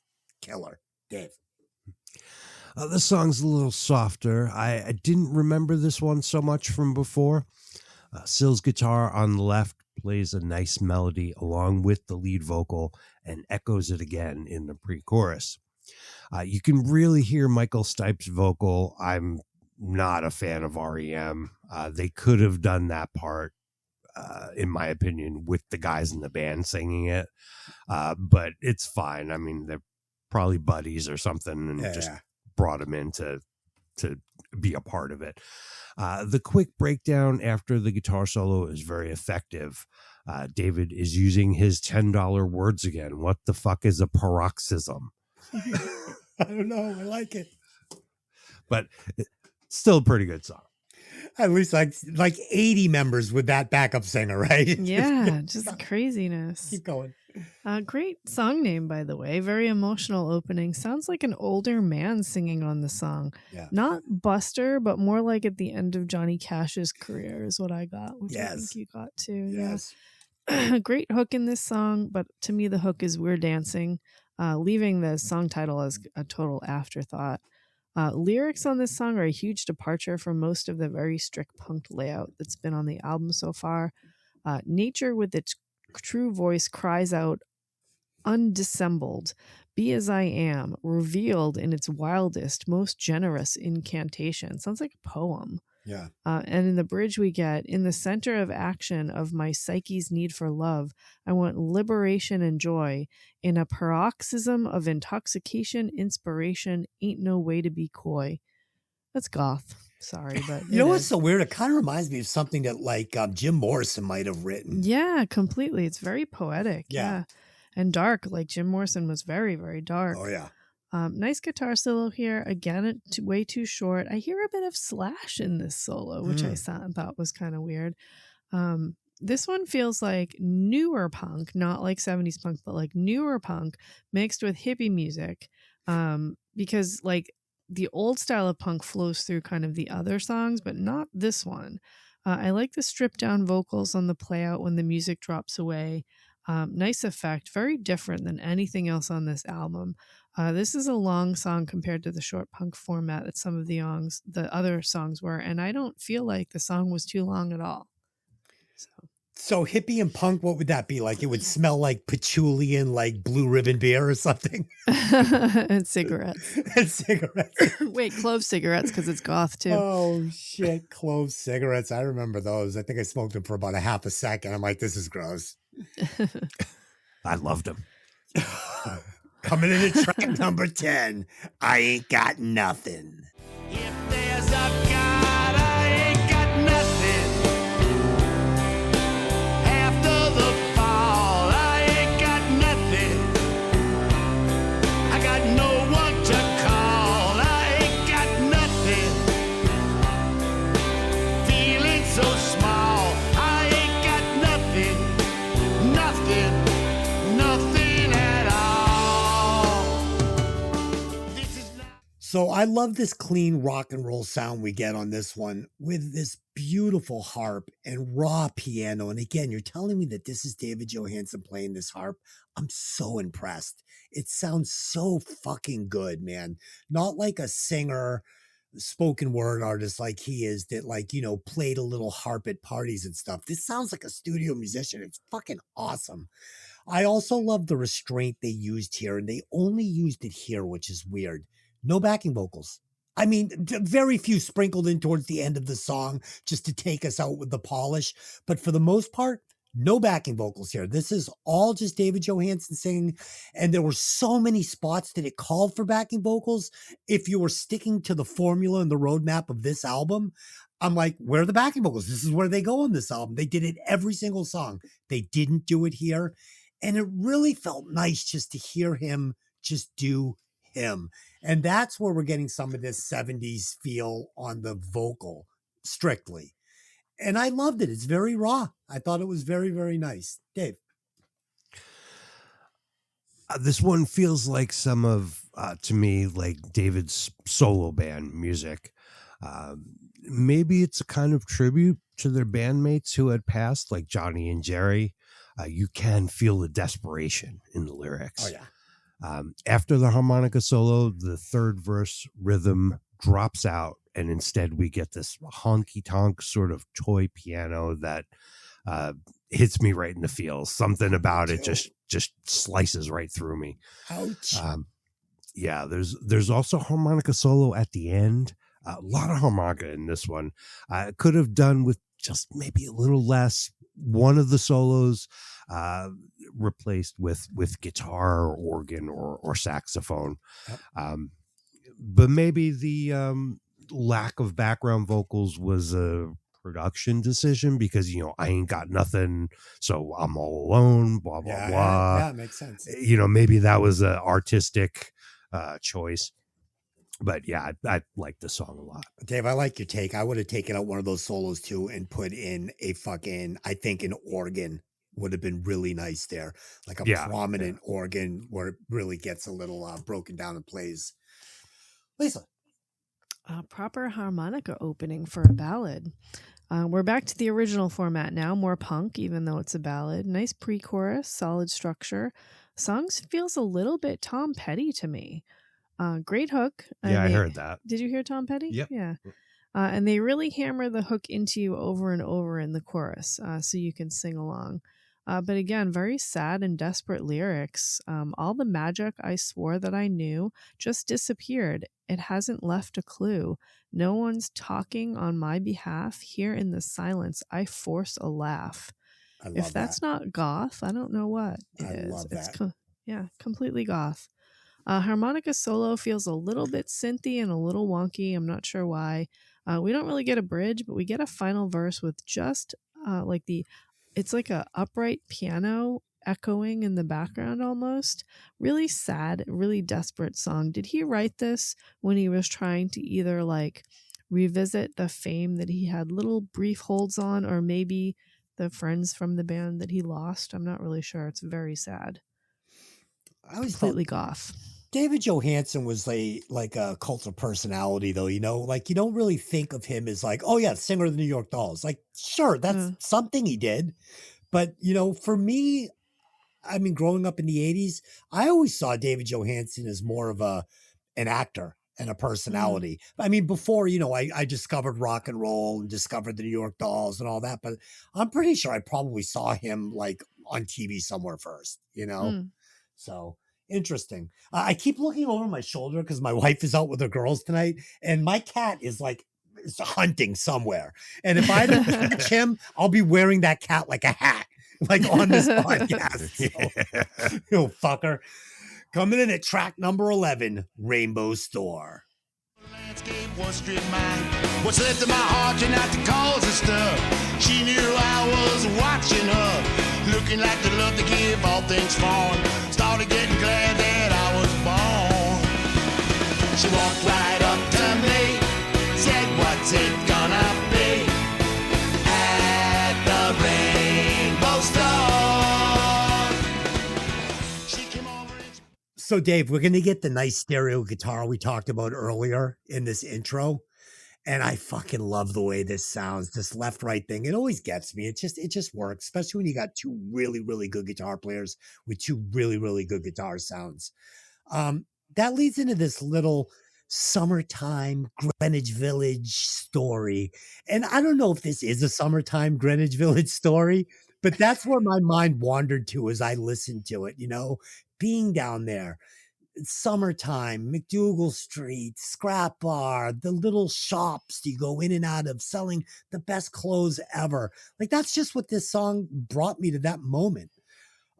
We get some really good changes here in the arrangement. We get some really fun, snappy backing vocals. This is a fun little track, and it made my mind wander, and I fucking really enjoyed it. Dave. Classic Doll sound on this one. I really like the solo and the ending where the guitar and the keyboards are outlining the chords. Between that and the high vocal part, it reminds me of the movie Grease. Very 50s filtered through the 1970s. Cool.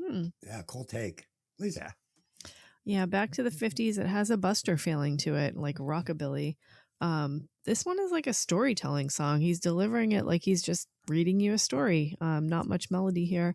We're back to the clever lyrics with a lot of rhyming.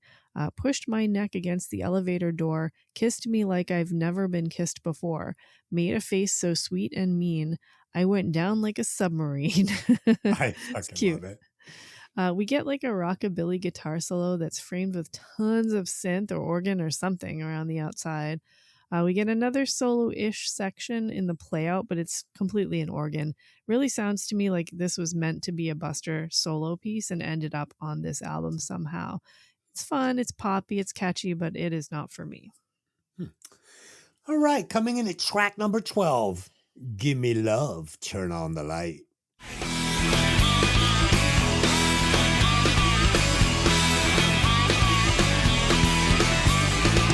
How long has it been dark without the slightest spark? Give me love and turn on the light.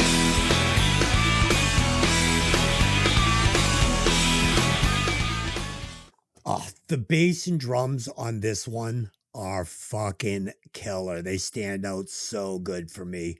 And just like the rest of the album, the lyrics are amazing once again, and they're laced with these really, really good backing vocals that really open this thing up and give it some different flavors. Like, I'm not going to say Jane's Addiction, like I'm not going to try and reach that far, but it gives me some of those summertime feels, it's just, I thought it was really great. Another really solid track. And I mean, we're at, track number 12 and I'm still just waxing poetic, and it's got a great ending, no fade outs, all good stuff, all well thought out arrangements with beginnings and endings. And I appreciate that a lot. Dave.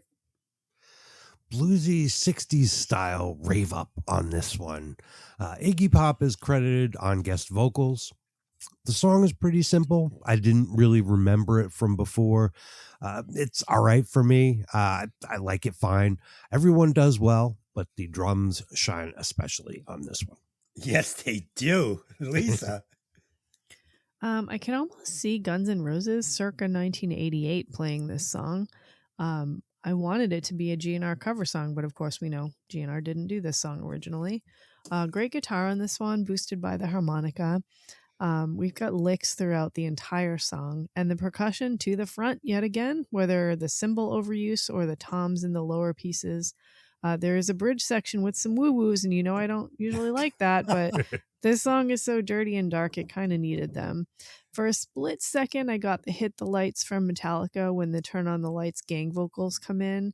I couldn't get much of a story on this one, just raw and dirty, and sounds a bit like a song you'd sing when you were drunk. I'd hear a musical theater on this one too. Not sure if it's the way his vocal style, but definitely could see this being part of a play. I love the fake out ending on the voice in the background that seems to say turn off the light or something like that, which would be humorous if I'm right. Listen, those woo-woos, those are what were giving me those Jane's Addiction Yeah, feels. exactly. Just feels, right? That's Yeah. all. Just like I was like, oh, I feel a little Jane's here. All right, coming in at track number 13, take a good look at my good looks. World is just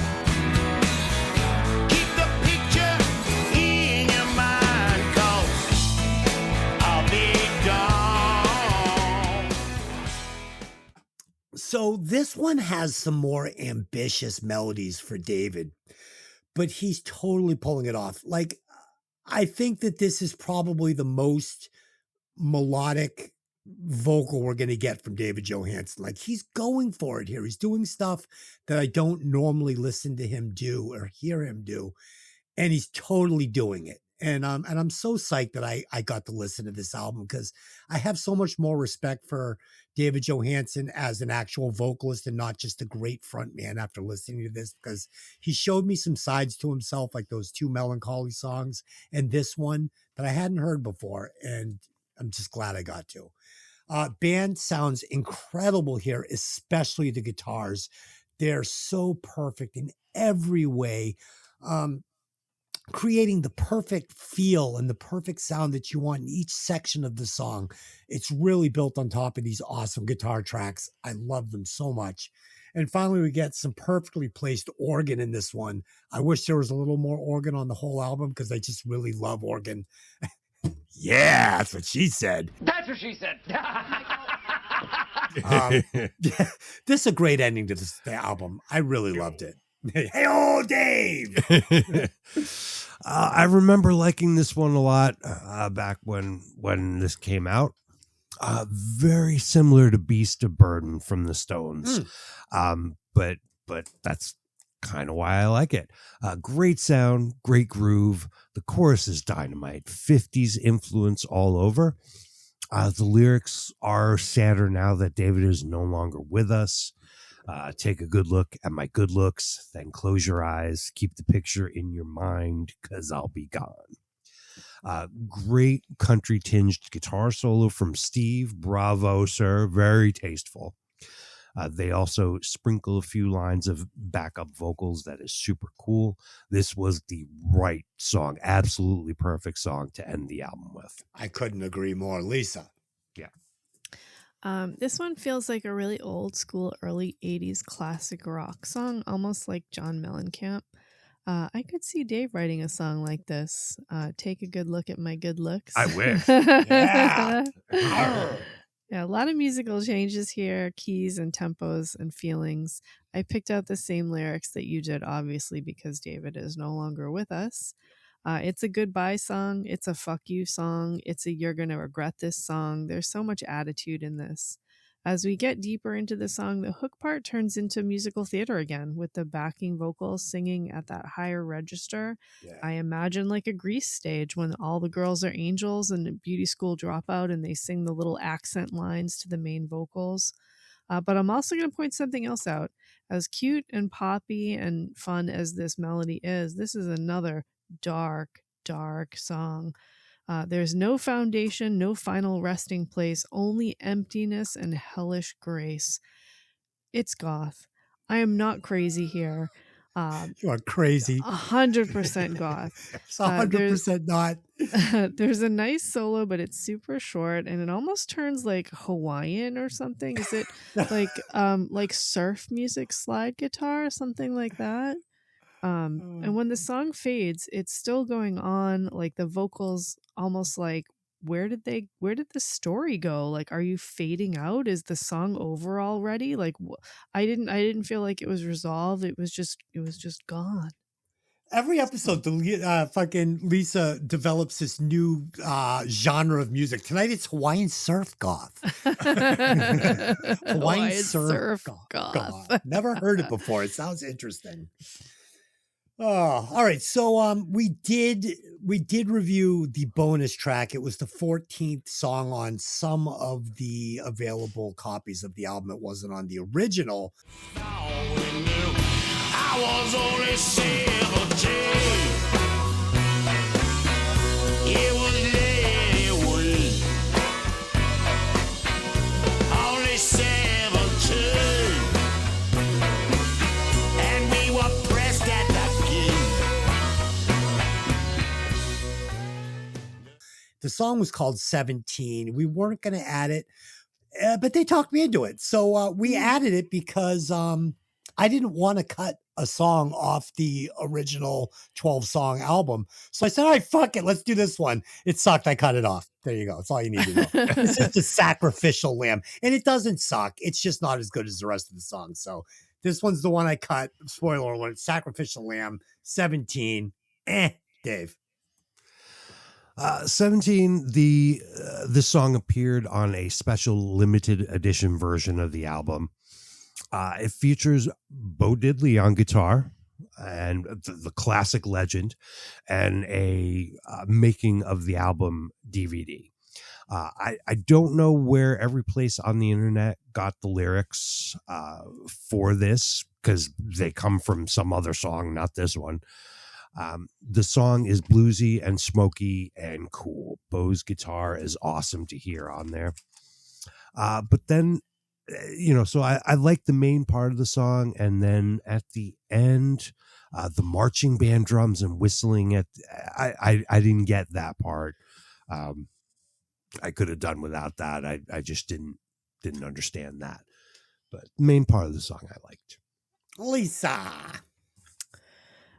So I saw the song name and I said, oh no, didn't they learn anything from Winger? And then I realized I couldn't even find the song because it isn't on the Spotify version of the album. I have it. I did find a version on YouTube with a name that didn't match. So, all the lyrics on the lyric sites had different lyrics for this song than what the version I had said. So I had to go to the source, Dave, who has everything, and emailed me the song. It doesn't match the lyric sheets on the site. I didn't even know if I had the right song. And then I was like, this sounds like an old Bo Diddley song. Like, what is going on? And now you're telling me it actually was a Bo Diddley song, right? Well, he didn't write it. No, but he was on it, right? He was playing guest guitar on Crazy. That was just random. I think that's that kind of Billy Gibbons-esque, who got it from Bo Diddley sound on there is Bo himself. It could also be your limited probably catalog of that style of musicians to choose from. Yeah. As the song goes on, I hear a little bit of Aerosmith in it, maybe. I think it's about someone who's seeing kids fighting in the park and something that he shouldn't see because he's only 17. I can't be sure. The vocals are really distorted, I think, purposely. What's extra funny is that the song, the lyric sheet that is actually publicly available, which is completely wrong, almost matches another song by the same name by a project that I love called Ladytron, called 17. And it goes, they only want you when you're 17, when you're 21, you're no fun. And it was very similar to the lyrics of that song. So many songs named 17. What is wrong with me, people? Christine, 17. She was too old for me, so I went back down to 16. Yeah, this song is not for me, and neither is Christine 16. So, Christine 16 kicks ass, 100 watts. Why don't you take a seat right over there? So that will complete our discussion of the 2006 New York Dolls album. One day it will please us to remember even this. I hope that you guys enjoyed the discussion. I know I enjoyed listening to this one. Dave, thank you for bringing it to my attention. Great album, great share. Absolutely. Let's head over, find out what our favorite tracks were, which ones we're going to cut. We'll replace a couple of guys. My favorite track was Maimed Happiness. It gave me the feels. I really liked it. It was great, but there were plenty on this album that could have been my favorite track. Track I'm going to cut is 17 because, 17. Dave. My favorite track, Dance Like a Monkey. Great. And the track I would cut, I would cut Give Me Love and Turn on the Light. I thought it was a little generic. Lisa. My favorite track is going to be either Punishing World or Fishnets and Cigarettes. And I mean, I'm going to cut 17, but I'll do a real one too. So I didn't like 17 at all, but I'm also going to cut Rainbow Store because that was lame. Cool. All right. If you had to replace a member, who would it be? I would fire Steve Conti. He was fine. And I would resurrect Johnny Thunders from the dead. And he would be playing on this album. There it is, Dave. Yeah, that was the popular answer. If I had the option to bring Johnny Thunders back from the grave, of course we're doing it. Oh, I want that for my birthday. Steve Conti is obviously a more polished and professional player. He's so good. But JT is one of the originals. Yeah. If necromancy is not on the table, well, I haven't nominated myself for one of these in a while. So in 2006, my guitar skills were pretty hot. I had started my old original band, Demon's Alley, that year. I had the chops to be in the Dolls if they hadn't found Steve. So, as a backup to Johnny Thunders, we're going to put me in there. That's awesome. Nice company that you've set yourself in, Dave. I'm trying so hard to convince everyone. Conti, Dave, and Johnny Thunders that Dave is referring to as JT. That's what he's got him on his speed dial, is JT. That's right. All right, Lisa, talk about it. So I'm also removing Steve Conti. Poor Steve. Sorry, Conti. Steve. Poor Steve. By the way, it isn't because there's anything wrong with him. He's maybe too good for this. Yeah. And I'm also replacing him with Johnny Thunders. There you go. It's the only choice. It's the only choice. I'm sorry. It's going to be interesting when we do go back and do that first album again. Will it now be like, a little letdown? I don't know. I don't know. Frankenstein. I'm probably not. It'll probably be just fine. Don't worry. Don't get excited out there, people. It'll be fine. All right, let's do some final thoughts and watch scores. This was a total surprise to me. I expected this to be a lazy, watered-down David Johannsen solo album money grab with a New York Dolls sticker slapped right on the front of it. What I got was a polished, well-written New York Dolls album that is pushing 91.9 watts. This thing is fucking awesome.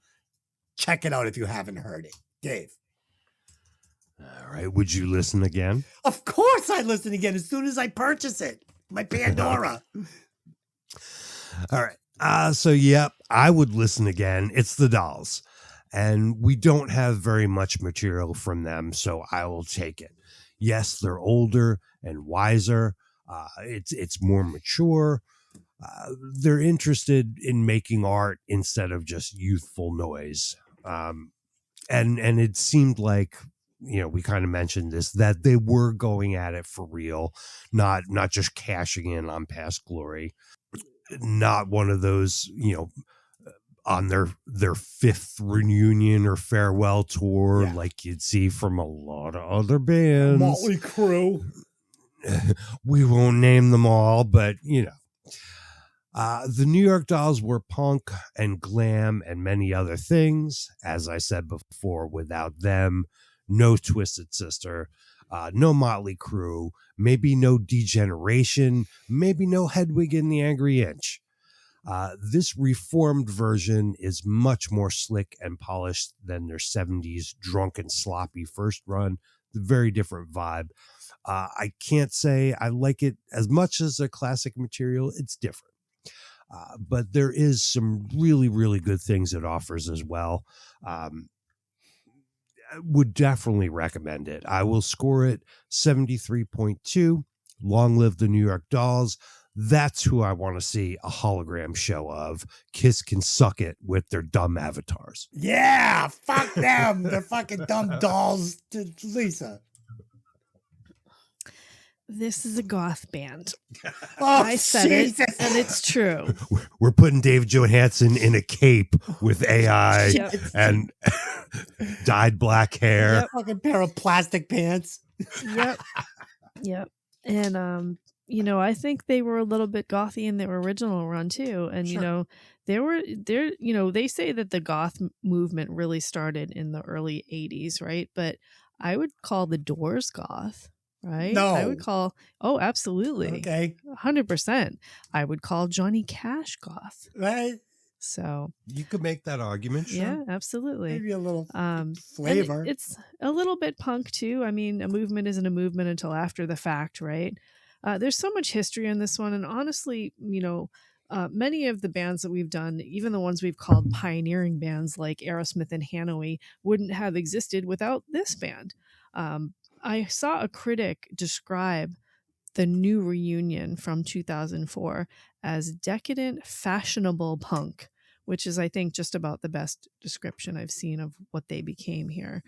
These guys are all real, solid musicians, and it seems like this accidental reunion, really pulled together the original guys and some new amazing musicians to fit the holes of the players that were lost. And you got to admit, stepping into Johnny Thunder's shoes must have been horrifying. Yeah, you're shaking in your boots. It's not easy.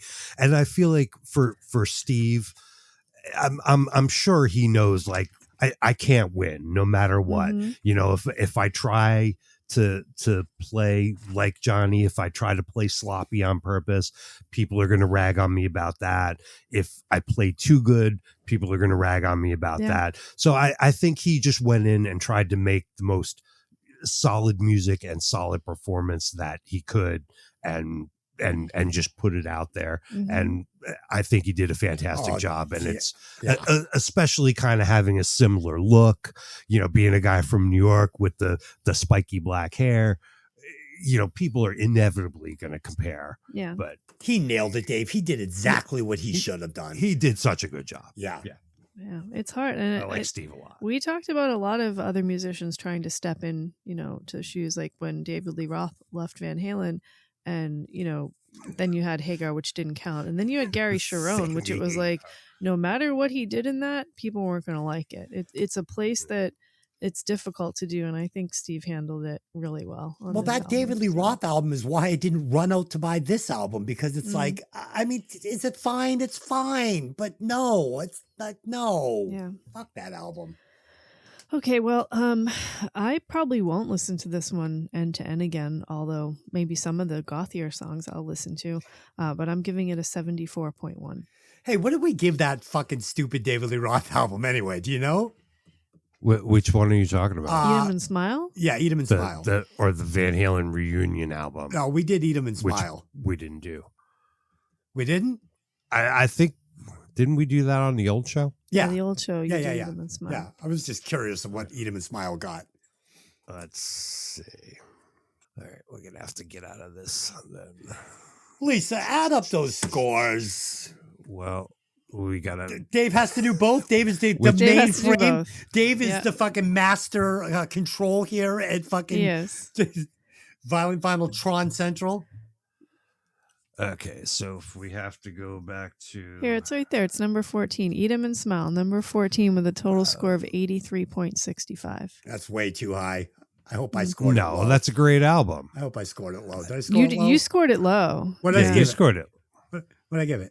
63.2. 63.5. The kid has integrity. I went in knowing that I shit on that album, and I did. I'm glad I wasn't. I'm glad you weren't like, well, you gave it in fucking 87.